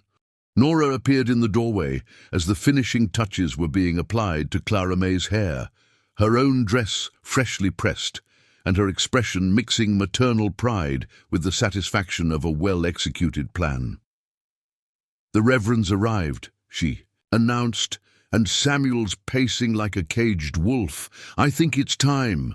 The walk from the house to the ceremony site felt both endless and instantaneous, as if time had developed an elastic quality that stretched important moments while compressing ordinary ones. Clara May moved through groups of well-wishers who offered congratulations and blessings, their faces blurring together in a kaleidoscope of friendship and community support. Samuel waited beneath an arch of cottonwood branches that the Henderson boys had constructed that morning, wearing his best suit and an expression of such focused intensity that Clara May had to smile despite her nervousness. As their eyes met across the assembled crowd, everything else seemed to fade into insignificance. The guests, the decorations, even her own anxiety disappeared, leaving only the certainty that this was exactly where she belonged. Reverend Mitchell proved to be a man of both dignity and warmth, conducting the ceremony with the gravity appropriate to the occasion while maintaining the personal touch that made each word feel specifically crafted for their circumstances. His voice carried clearly across the gathered crowd as he spoke about the nature of marriage as both covenant and partnership, about the unique challenges and rewards that awaited couples who chose to build their lives together on the frontier. "Marriage, in communities like ours, requires more than love," he observed, his words directed to Clara May and Samuel, but clearly intended for the entire assembly. "It demands cooperation, resilience, and the willingness to support each other through seasons of plenty and times of trial. What we witness today is not just the joining of two hearts, but the strengthening of the bonds that hold our entire community together." When the moment came for their vows, Samuel spoke with the same quiet confidence he brought to all important undertakings, his words simple but weighted with genuine emotion. "Clara May, I promise to be your partner in all things, in work and rest, in prosperity and hardship, in the daily tasks that build a life and the dreams that sustain it. I promise to honor your contributions, respect your opinions, and stand beside you through whatever challenges we may face." Clara May's response came from a place deeper than conscious thought, words that seemed to have been waiting within her for exactly this moment. "Samuel, I promise to be your helpmate and companion, to share both the burdens and the joys that come our way. I promise to build our home with you, to raise our family with you, and to grow old beside you with gratitude for every day we're granted together." The exchange of rings, simple gold bands that Samuel had ordered months earlier from a catalogue, displaying a confidence in their future that Clara May found deeply moving, sealed their commitment before God and their assembled community. When Reverend Mitchell pronounced them husband and wife, the cheer that rose from their guests seemed to echo across the entire valley, a sound of pure celebration that frightened birds from their roosts and sent the cattle in distant pastures running in startled circles. Samuel's kiss was gentle but unmistakably possessive, a public claiming that sent warmth spreading through Clara May's entire body. When they broke apart, She saw in his eyes the same wonder she felt herself, amazement that something so right could have emerged from circumstances that had seemed so hopeless just months earlier. The reception that followed exceeded even Nora's ambitious expectations. Tables groaned under the weight of dishes contributed by every family in attendance, creating a feast that showcased the best of frontier hospitality and community cooperation. There was roasted chicken and fresh bread, pickled vegetables and fruit preserves, cakes and pies that represented hours of careful preparation by women who understood that such occasions deserved their finest efforts. Music provided by a fiddle player from Millfield and a harmonica-wielding farmer created a dancing space beneath the cottonwoods, where couples of all ages celebrated with the enthusiasm of people who rarely had opportunities for such revelry. Clara May found herself passed from partner to partner as tradition demanded, dancing with every man present while Samuel performed the same courtesy with their female guests. But it was the final dance of the evening that would remain in her memory long after other details had faded. As twilight settled over the homestead and the first stars appeared in the darkening sky, Samuel claimed her for a waltz that seemed to exist outside of time itself. The other dancers faded into the background as they moved together with the natural grace of partners who had found their perfect rhythm. "No regrets?" Samuel asked quietly, as they swayed to music that seemed created specifically for this moment. "None," Clara May replied without hesitation. "This is exactly where I meant to be." The evening wound down gradually, with guests departing in groups as families with young children sought to reach home before full darkness made travel treacherous. The cleanup was accomplished with the same community spirit that had characterized the entire celebration, with neighbors insisting on handling the heavy work, while the newlyweds received final congratulations and good wishes. Mrs. Kowalski was among the last to leave, embracing Clara May with surprising warmth before climbing into her wagon for the journey back to Millfield. "That dress has seen 2 good marriages now," she said with satisfaction. "Maybe it carries luck with it." When the final guest had departed, and the homestead had returned to its normal quiet, Clara May stood with Samuel and Nora surveying the remnants of their celebration. Tomorrow would bring the work of returning everything to its usual order, but tonight belonged to reflection and the quiet satisfaction of an event that had exceeded all expectations. "I'm going to check on the animals," Nora announced with the tact of a woman who understood when her presence was no longer needed. "Make sure all the excitement didn't upset the chickens too much." Alone together for the first time as husband and wife, Clara May and Samuel walked hand in hand toward the creek, where cottonwood leaves rustled in the evening breeze and water caught reflections of early stars. The familiar landscape seemed transformed by their changed circumstances, as if marriage had altered not just their relationship but their entire world. "Are you happy?" Samuel asked, as they sat on the fallen log that had become their favorite spot for evening conversations. Clara May considered the question seriously, taking inventory of her emotional state with the thoroughness she brought to all important assessments. "More than happy," she said finally. "I feel complete. Like all the pieces of my life have finally arranged themselves properly." They sat in comfortable silence, listening to the night sounds that had become the soundtrack of their shared life. Owls calling from the timber, cattle settling in the pastures, the eternal conversation between creek water and stone. In the distance, lamplight glowed in their house windows, where Nora was probably finishing the last of the evening chores with the efficiency that characterized all her domestic activities. "What are you thinking about?" Clara May asked when Samuel remained quiet for several minutes. "The future," he replied honestly. "All the things we'll build together, all the seasons we'll see from this spot.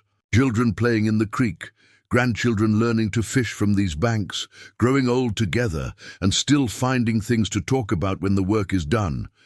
The vision he painted felt both ambitious and achievable, built on the foundation of compatibility and shared values they'd already established. Clara May could see herself growing into the life he described, developing from the uncertain widow who'd arrived in Millfield into the confident matriarch of a thriving homestead. "I love you," she said, the words feeling both familiar and new in the context of their marriage. "I love you too," Samuel replied, pulling her closer against his side. "More than I knew was possible when we first met." As if summoned by their contentment, a gentle breeze stirred the cottonwood leaves above their heads, creating the whispered music that had become their evening lullaby. Clara May closed her eyes and breathed deeply, filling her lungs with air that carried the sense of growing things and the promise of abundant harvests to come. Tomorrow would bring the return to daily routines, the endless cycle of chores and responsibilities that sustained frontier life. But tonight belonged to celebration and dreams, to the quiet recognition that sometimes the most profound changes arrived not through dramatic events, but through the gradual accumulation of ordinary kindnesses, shared work, and mutual respect. When they finally rose to return to the house, Clara May paused for one last look at the scene of their wedding celebration. The tables had been cleared and the decorations taken down, but something of the day's magic seemed to linger in the air, a reminder that this place had witnessed not just a ceremony, but a transformation that would echo through generations. Hand in hand, Mr. and Mrs. Samuel Brennan walked toward their home, ready to begin the next chapter of a story that had started with exile and abandonment, but had found its way to love, partnership, and the kind of belonging that could only be built through the daily choice to honor each other's dreams while working together towards shared goals. The house welcomed them with warm lamplight and the lingering sense of celebration, while beyond its walls the Nebraska prairie stretched away in all directions under a sky full of stars that seemed to shine with particular brilliance on this night when two separate lives had become one shared story of hope fulfilled and promises kept. As Clara May crossed the threshold as Samuel's wife, she carried with her the memory of another twilight months earlier, when a gentle rancher had taken her hand and offered her a future she'd been too wounded to imagine. Now that future had become their present, built through patience, sustained by love, and blessed by the kind of community that understood marriage as both personal commitment and collective celebration. The wedding day was over, but their real journey together was just beginning. Summer settled over the homestead with the contentment of a season that knew its purpose. The crops Samuel and Clara May had planted together grew tall and strong, their green abundance promising the kind of harvest that could transform cautious optimism into genuine prosperity. The corn stood shoulder-high by August, its broad leaves rustling with secrets of the excellent weather and careful tending that had brought it to such vigorous health. Marriage had changed the rhythm of their days in subtle but profound ways. Clara May woke each morning to find Samuel already moving quietly about their shared bedroom, dressing for the day's work with the efficiency of a man whose time was measured in seasons rather than hours. The intimacy of these moments, watching him button his shirt, seeing him pause to study the weather through their window, created a foundation of domestic contentment that surprised her with its depth. "Good harvest coming," he would say, settling on the edge of their bed to pull on his boots while Clara May stretched awake beside him. "Maybe the best this land has seen in years." Their conversations had developed the easy flow of couples who understood each other's thoughts before they were spoken. Samuel could gauge Clara May's mood from the way she arranged breakfast dishes, while she had learned to read his concerns in the set of his shoulders as he returned from checking the livestock. The wordless communication of partnership had replaced the careful politeness of their courtship, creating space for the kind of honesty that only emerged between people who planned to share a lifetime. The success of their farming venture brought visitors throughout the late summer, neighbors seeking advice on crop management, traveling buyers interested in purchasing their surplus grain, and officials from the Agricultural Extension Office who wanted to document the techniques that had produced such impressive results. Samuel handled these interactions with modest pride, always quick to credit the quality of Uncle Patrick's land and the beneficial weather patterns rather than claiming excessive credit for his own methods. "Land wants to be productive," he explained, to a group of visiting farmers who had come to examine their thriving fields. "Our job is just to work with its natural inclinations rather than fighting against them." Clara May watched these exchanges from her position as unofficial hostess, serving coffee and fresh-baked bread while listening to conversations that revealed her husband's growing reputation as a thoughtful and successful agriculturalist. The recognition felt like validation of the choice she'd made in joining her future to his, proof that her instincts about his character and capabilities had been accurate. But with prosperity came new responsibilities and unexpected challenges. The success of their harvest attracted attention from grain speculators and railroad representatives who saw opportunity in their isolated location. A man named Cornelius Blackwood arrived in early September, representing a consortium of Eastern investors interested in purchasing large quantities of Nebraska grain for shipment to markets in Chicago and beyond. Blackwood was everything Samuel was not: urbane, fast-talking, dressed in expensive clothes that marked him as someone accustomed to conducting business in boardrooms rather than farmyards. He arrived in a polished carriage driven by a uniformed servant, bringing with him the kind of metropolitan sophistication that could make frontier achievements seem provincial by comparison. "Gentlemen like yourselves represent the future of American agriculture," he told Samuel and several neighboring farmers who had gathered to hear his proposition. "But individual producers can't hope to negotiate effectively with major buyers. What you need is professional representation, someone who understands market conditions and can secure premium prices for your crops."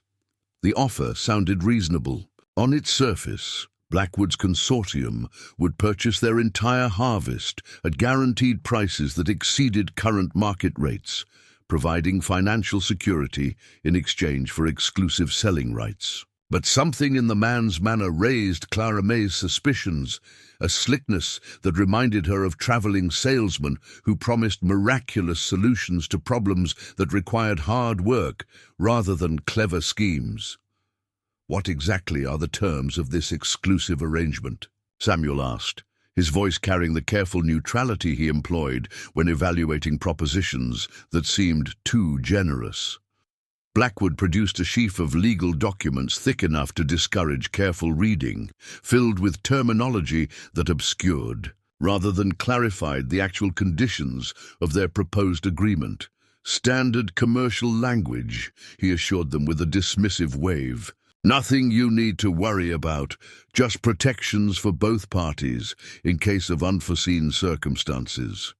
Clara May caught Samuel's eye across the room, seeing her own skepticism reflected in his expression. They had learned to trust each other's instincts about people and situations, developing the kind of partnership that allowed for wordless communication, even in crowded rooms. The slight shake of his head confirmed that he shared her reservations about Blackwood's proposition. "We'll need time to consider your offer," Samuel said diplomatically, "and to consult with our neighbors about how such an arrangement might affect the broader community." Blackwood's smile tightened almost imperceptibly, revealing the first crack in his polished facade. "Time is a luxury in commodity markets, Mr. Brennan. Prices fluctuate daily, and opportunities like this don't remain available indefinitely. I can give you until tomorrow morning, but after that, then we'll have our answer tomorrow morning." Samuel replied, with the quiet firmness that had first attracted Clara May to his character. "Good day, Mr. Blackwood." After the speculator's departure, the gathered farmers engaged in the kind of intense discussion that preceded important community decisions. Clara May served coffee and listened to arguments that revealed deep divisions about the wisdom of entrusting their economic future to outside interests, even ones that promised immediate financial rewards. Cash money today is worth more than promises about future profits, argued Tom Henderson, whose own farm had struggled with poor soil and inadequate water access. "My family can't eat optimism if this year's harvest doesn't sell. But what happens next year?" countered William Morton, whose more conservative nature made him suspicious of anything that sounded too good to be true. "If we sign exclusive contracts, we lose control over our own crops. What's to stop them from lowering prices once they've got us locked in?" The debate continued well into the evening, with valid concerns raised on both sides. Clara May found herself thinking not just about the immediate financial implications, but about the broader question of independence that had drawn them to frontier life in the first place. The homestead represented freedom from the kinds of economic arrangements that left farmers beholden to distant masters who understood profits better than they understood agriculture. "What do you think?" Samuel asked as they prepared for bed, the house finally quiet after their guest's departure. Clara May considered her words carefully, understanding that her opinion would carry weight in whatever decision they made.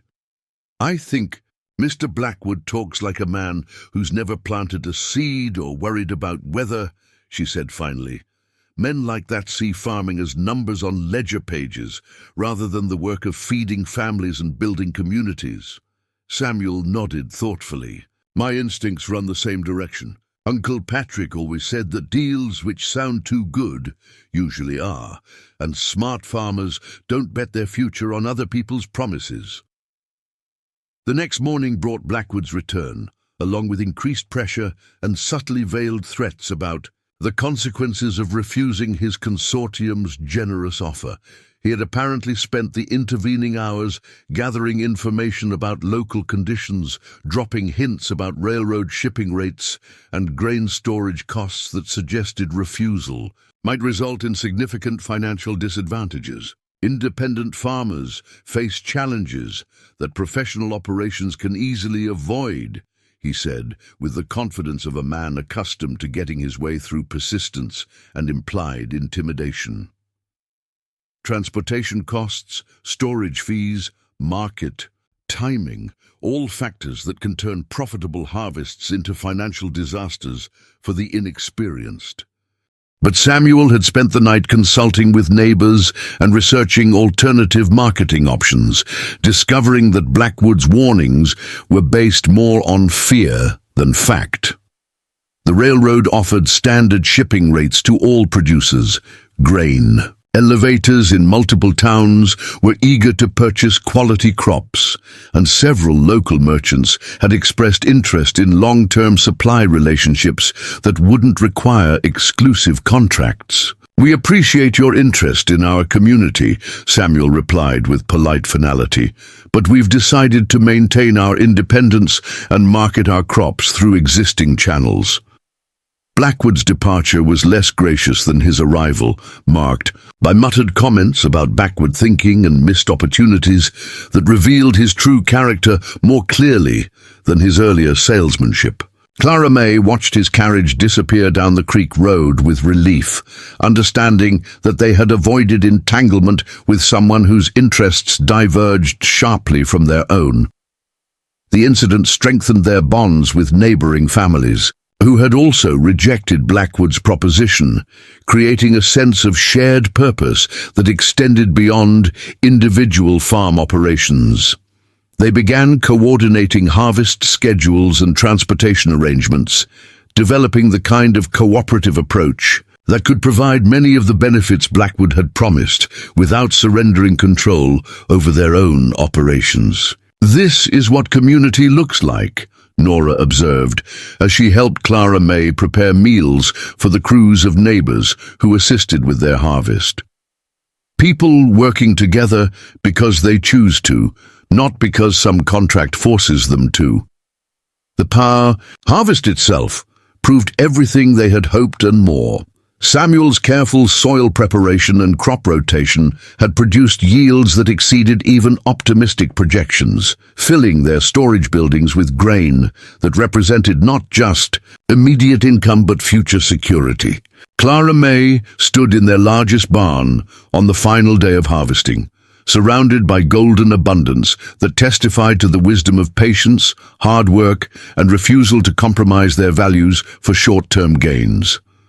But even as they celebrated their agricultural success, new challenges were emerging that would test their partnership in different ways. Clara May had begun experiencing the morning queasiness and afternoon fatigue that suggested their family would soon be expanding beyond its current membership.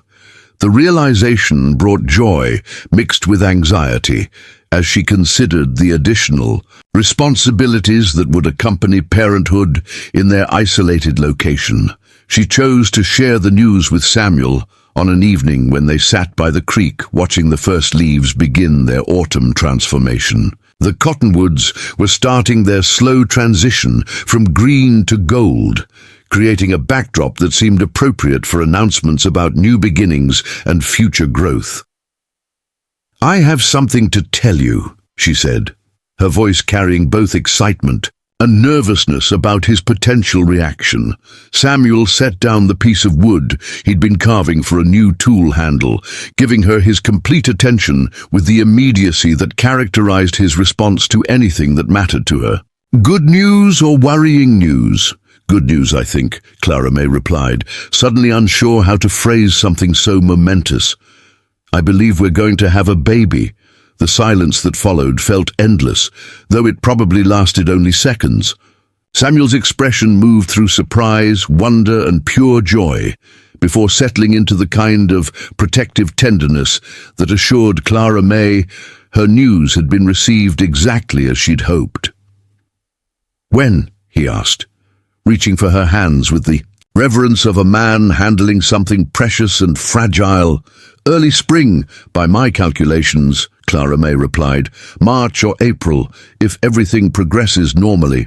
Samuel pulled her into an embrace that spoke of promises and possibilities, of dreams they hadn't dared to voice, becoming tangible realities. Clara May felt the last of her anxiety dissolve as she recognized in his response the same mixture of awe and determination that had characterized his approach to all their shared challenges. "We'll need to make changes," he said, his mind already moving toward practical considerations. "The spare bedroom should become a proper nursery, and we'll want to arrange for medical assistance when the time comes." They spent the evening discussing preparations and modifications, planning for the needs of a child who would arrive just as winter released its grip on the prairie and spring began its annual transformation of their world. The timing felt symbolic, new life arriving with the season of renewal, their family expanding just as their homestead reached its full productive potential. "Nora's going to be insufferable with happiness," Samuel observed with affectionate resignation. "She's been dropping hints about grandchildren since before we were married." "She'll be a wonderful grandmother," Clara May agreed, imagining Nora's reaction to the news and the explosion of preparation that would undoubtedly follow. "And you'll be a wonderful father." As autumn deepened around them and they continued planning for the changes that parenthood would bring, Clara May reflected on the extraordinary journey that had brought her to this moment of complete contentment. A year earlier, she had been a homeless widow, facing an uncertain future in an unfamiliar city. Now, she was a prosperous farmer's wife expecting their first child, surrounded by community support and confident in her ability to meet whatever challenges lay ahead. The transformation felt miraculous, but Clara May understood that miracles were often built on foundations of hard work, good choices, and the courage to trust in the kindness of others. Her exile from the Winchester farm had felt like an ending, but it had actually been the beginning of everything she'd never dared to hope for herself. The evening stars emerged one by one as they sat by the creek, the same constellations that had witnessed her tears during those first desperate weeks, now looking down on a woman whose cup was running over with blessings she'd never thought to ask for. Tomorrow would bring new challenges and responsibilities, but tonight belonged to gratitude and quiet amazement at the mysterious ways that love could triumph over loss, that community could heal isolation, and that gentle hands offered at twilight could guide someone from despair to joy beyond imagining.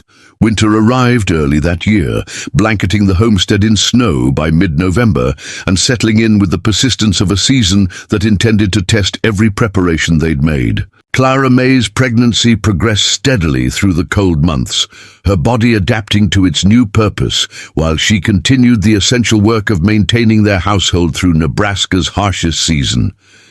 The spare bedroom transformation into a nursery became a project that occupied much of their indoor time, with Samuel crafting furniture from seasoned oak, while Clara May sewed tiny garments and blankets from fabric ordered specially from Omaha. Nora threw herself into preparation with the enthusiasm of a woman who'd waited years for this opportunity, knitting enough baby clothes to outfit several infants while dispensing advice drawn from her own experiences raising Samuel. "Babies don't care about fancy decorations," she observed one snowy afternoon as they worked together in the warm kitchen. "What they need is warmth, food, and people who love them enough to lose sleep for months without complaint." "Are you warning me or reassuring me?" Clara May asked, setting down the tiny shirt she'd been hemming to rest her hands on her expanding waist. "Both," Nora replied with characteristic honesty. "Motherhood is the hardest job you'll ever love, and the most important work you'll ever accomplish. Everything else we do is just preparation for raising the next generation properly." The wisdom, in her words, resonated with Clara May's own growing sense of responsibility toward the child she carried. This baby would be the first of the next generation born on their homestead, inheriting not just the land and buildings they'd improved, but the values and traditions they'd established through years of careful choice and persistent effort. As winter deepened, their social connections with neighboring families became more precious than ever. Visits that might have been casual during warmer months became carefully planned expeditions, with families traveling through snow and bitter cold to maintain the bonds that sustained their scattered community.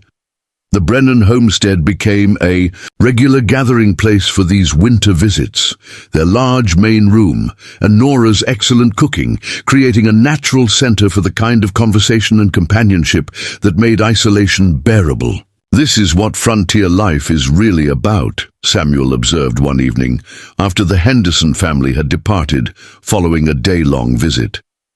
"Not the solitary struggle people imagine, but communities of choice built by families who've decided to support each other through whatever challenges arise."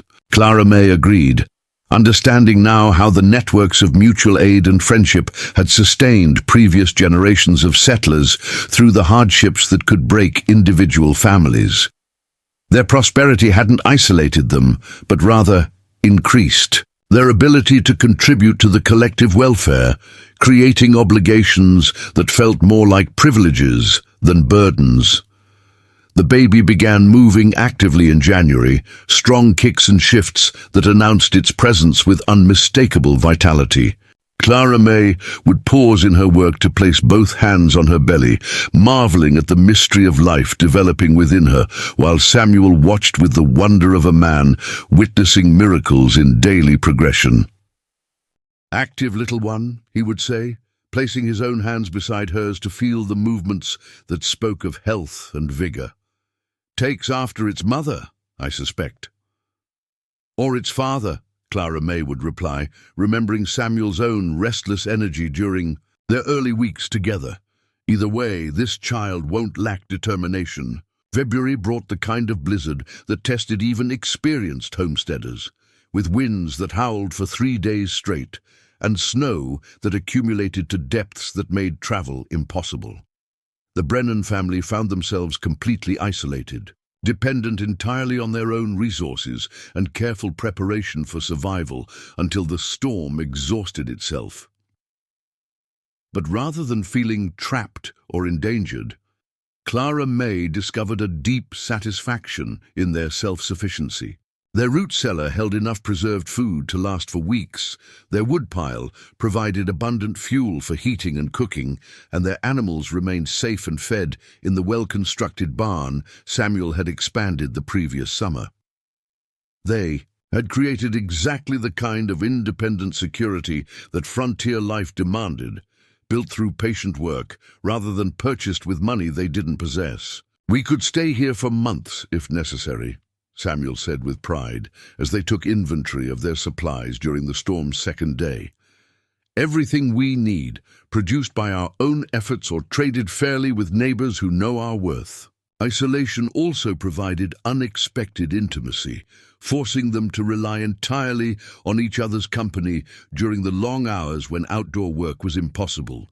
They played cards by lamplight, read aloud from books Samuel had ordered from Eastern publishers, and engaged in the kind of extended conversation that revealed new depths in perspectives they thought they already understood completely. "Tell me about your dreams," Clara May said one evening, as they sat by the fire listening to wind rattling the windows. "Not plans or expectations, but the things you hope for that might never happen." Samuel considered the question with the seriousness he brought to all her inquiries, understanding that she was asking about aspirations that went beyond practical achievements. "I dream about this place in 50 years, he said finally. "Children and grandchildren gathering for holidays, the kind of family traditions that create belonging across generations. Buildings we construct, orchards we plant, improvements that outlast our own lives." Clara May found herself sharing dreams she'd never spoken aloud, hopes for children who would grow up confident in their place in the world, for community leadership that could guide positive change, for the kind of partnership with Samuel that would deepen rather than diminish with the passage of time. "I want to matter," she said, surprising herself with the honesty of the admission. "Not just to survive or get by, but to contribute something valuable that makes other people's lives better." "You already do," Samuel replied immediately. "Look at what we've built together. Look at how our neighbors regard you. You've transformed from someone who had nothing into someone essential to this entire community." The storm finally exhausted itself on the 4th day, leaving behind a world transformed by snow into something both beautiful and challenging. Digging out required 2 days of sustained effort, with neighbors arriving to assist as soon as travel became possible. The shared work of reopening roads and checking on isolated families created the kind of bonds that would be remembered long after the snow melted. Clara May's pregnancy entered its final stage as March brought the first hints of spring. Longer days, warmer afternoons, and the subtle changes in light that promised winter's eventual retreat. Her increasing discomfort was balanced by growing excitement about meeting the child who had become such a vivid presence in their daily life through months of movement and preparation. "Any day now," Dr. Morrison announced during his monthly visit from Millfield, pleased with Clara May's health and the baby's strong heartbeat. "Everything looks exactly as it should for a first birth." The doctor's confidence proved well-founded. Clara May's labor began on a mild morning in late March, progressing with the steady determination that characterized all her approaches to challenging tasks. Samuel remained nearby throughout the long day, providing comfort and encouragement, while Nora and Martha Henderson managed the practical aspects of childbirth with experienced efficiency. "Almost there," Dr. Morrison announced as afternoon shadows began lengthening outside their bedroom windows. One more strong push should do it. Clara May gathered her remaining strength for a final effort that brought their daughter into the world with the loud protest of a child who had opinions about the transition from warm comfort to bright reality. The baby's cry filled the room, with the music of new life, announcing her arrival to parents whose eyes filled with tears of relief and wonder. "Perfect," Samuel whispered, as Dr. Morrison placed their daughter in Clara May's arms. Absolutely perfect. The baby proved to be a healthy, vigorous infant, with dark hair like her mother's, and eyes that would eventually settle into Samuel's steady grey. They named her Rose Elizabeth Brennan.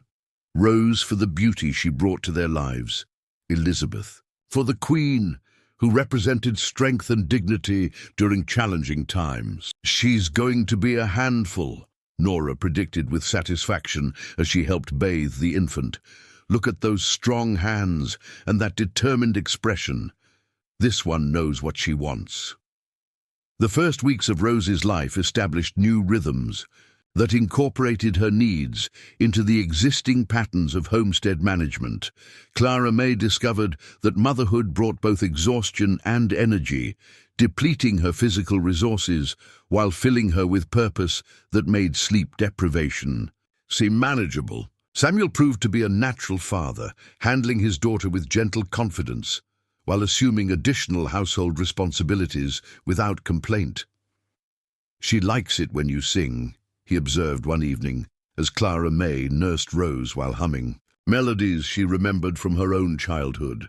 "Look how she settles when she hears your voice."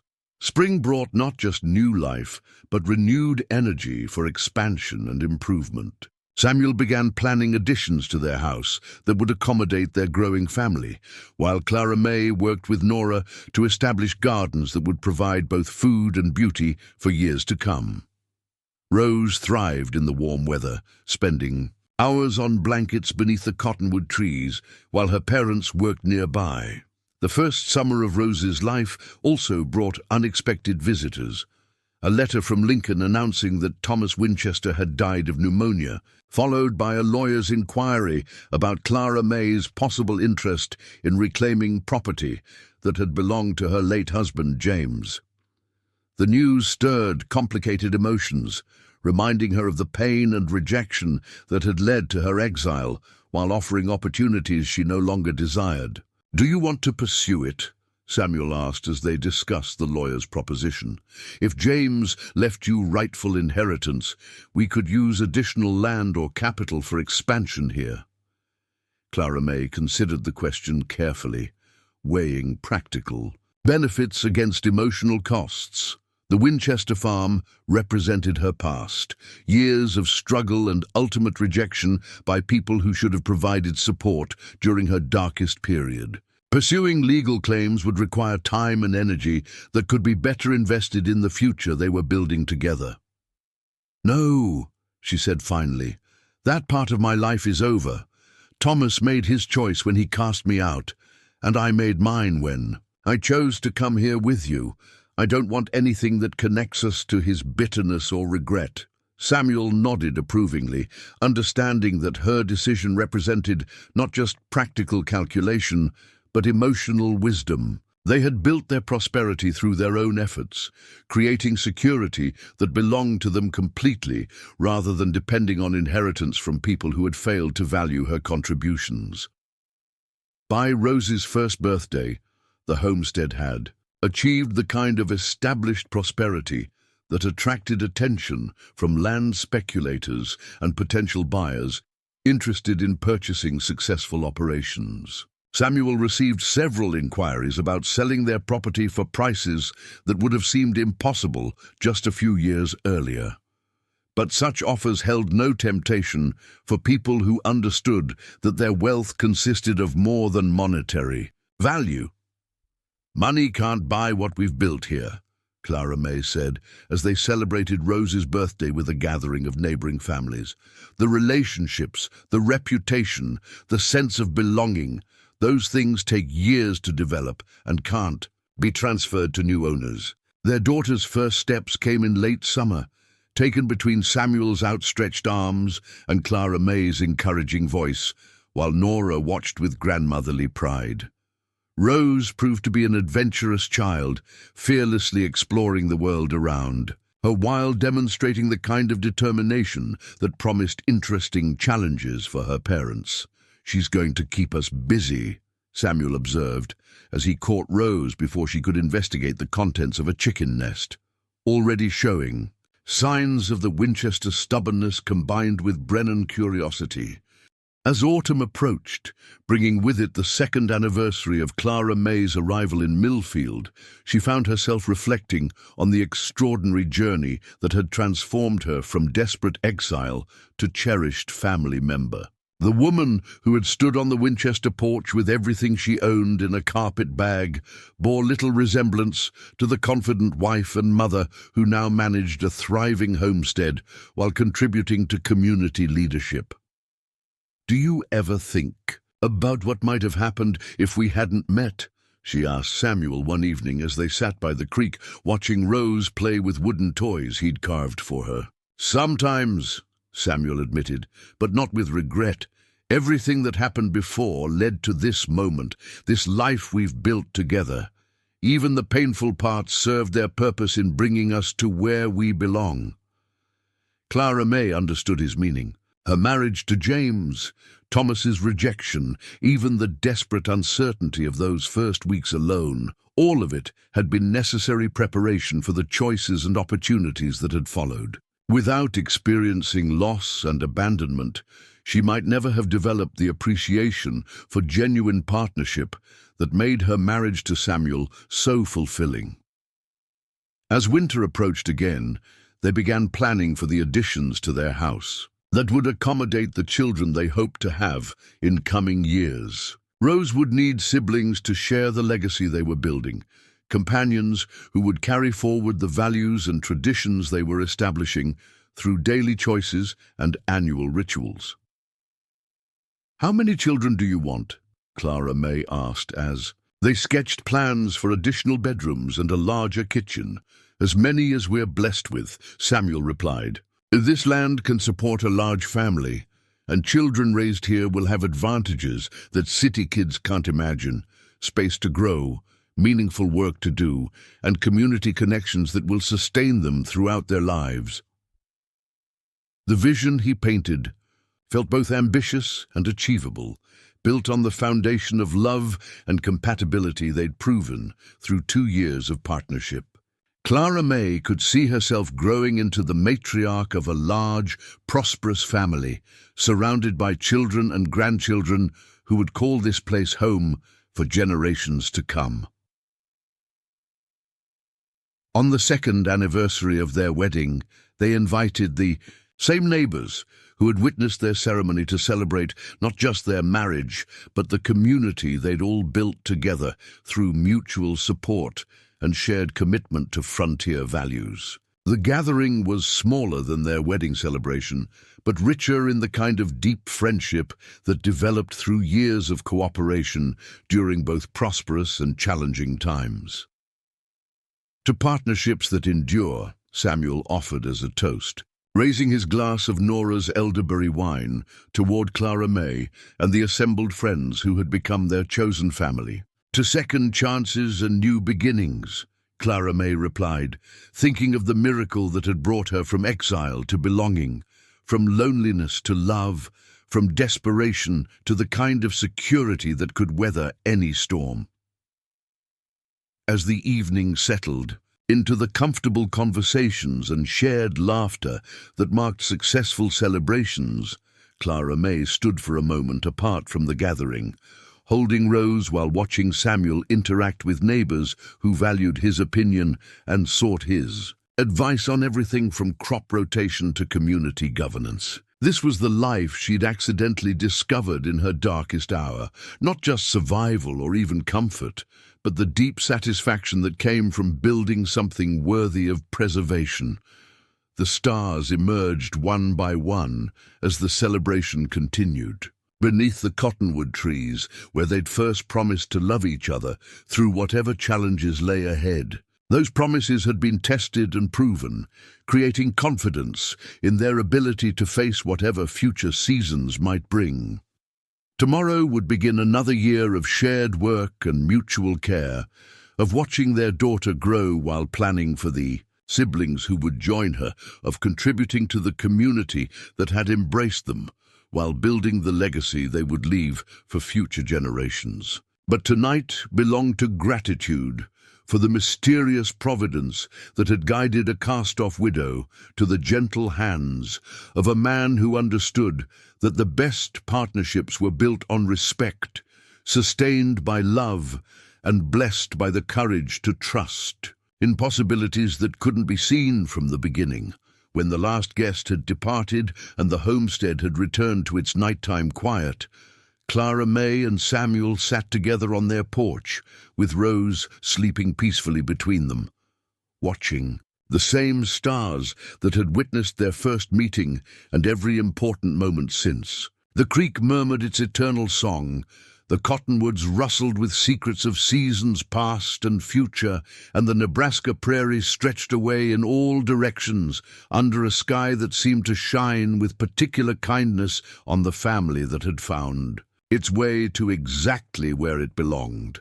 The gentle rancher had indeed taken her hand at Twilight, but what he'd really offered was something far more precious, a lifetime of shared purpose, a home built on mutual respect, and the kind of love that grew stronger with each passing season. In losing everything, Clara May Winchester had found everything she'd never dared to dream, and in the quiet contentment of that realization, their story found its perfect ending. Years would pass, bringing more children to fill their expanded house, seasons of abundance and occasional hardship that would test and strengthen their bonds, and the gradual transformation of their homestead into a landmark of prosperity and community leadership that neighboring families would point to as proof that dreams pursued with patience and integrity could indeed flourish on the Nebraska prairie. But the foundation of it all would always remain that moment when two wounded souls had recognized in each other the possibility of healing, when kindness had triumphed over cruelty, and when love had proven stronger than the forces that sought to divide and diminish the human spirit. Years would pass, bringing more children to fill their expanded house, seasons of abundance and occasional hardship that would test and strengthen their bonds, and the gradual transformation of their homestead into a landmark of prosperity and community leadership that neighboring families would point to as proof that dreams pursued with patience and integrity could indeed flourish on the Nebraska prairie. But the foundation of it all would always remain that moment when two wounded souls had recognized in each other the possibility of healing, when kindness had triumphed over cruelty, and when love had proven stronger than the forces that sought to divide and diminish the human spirit.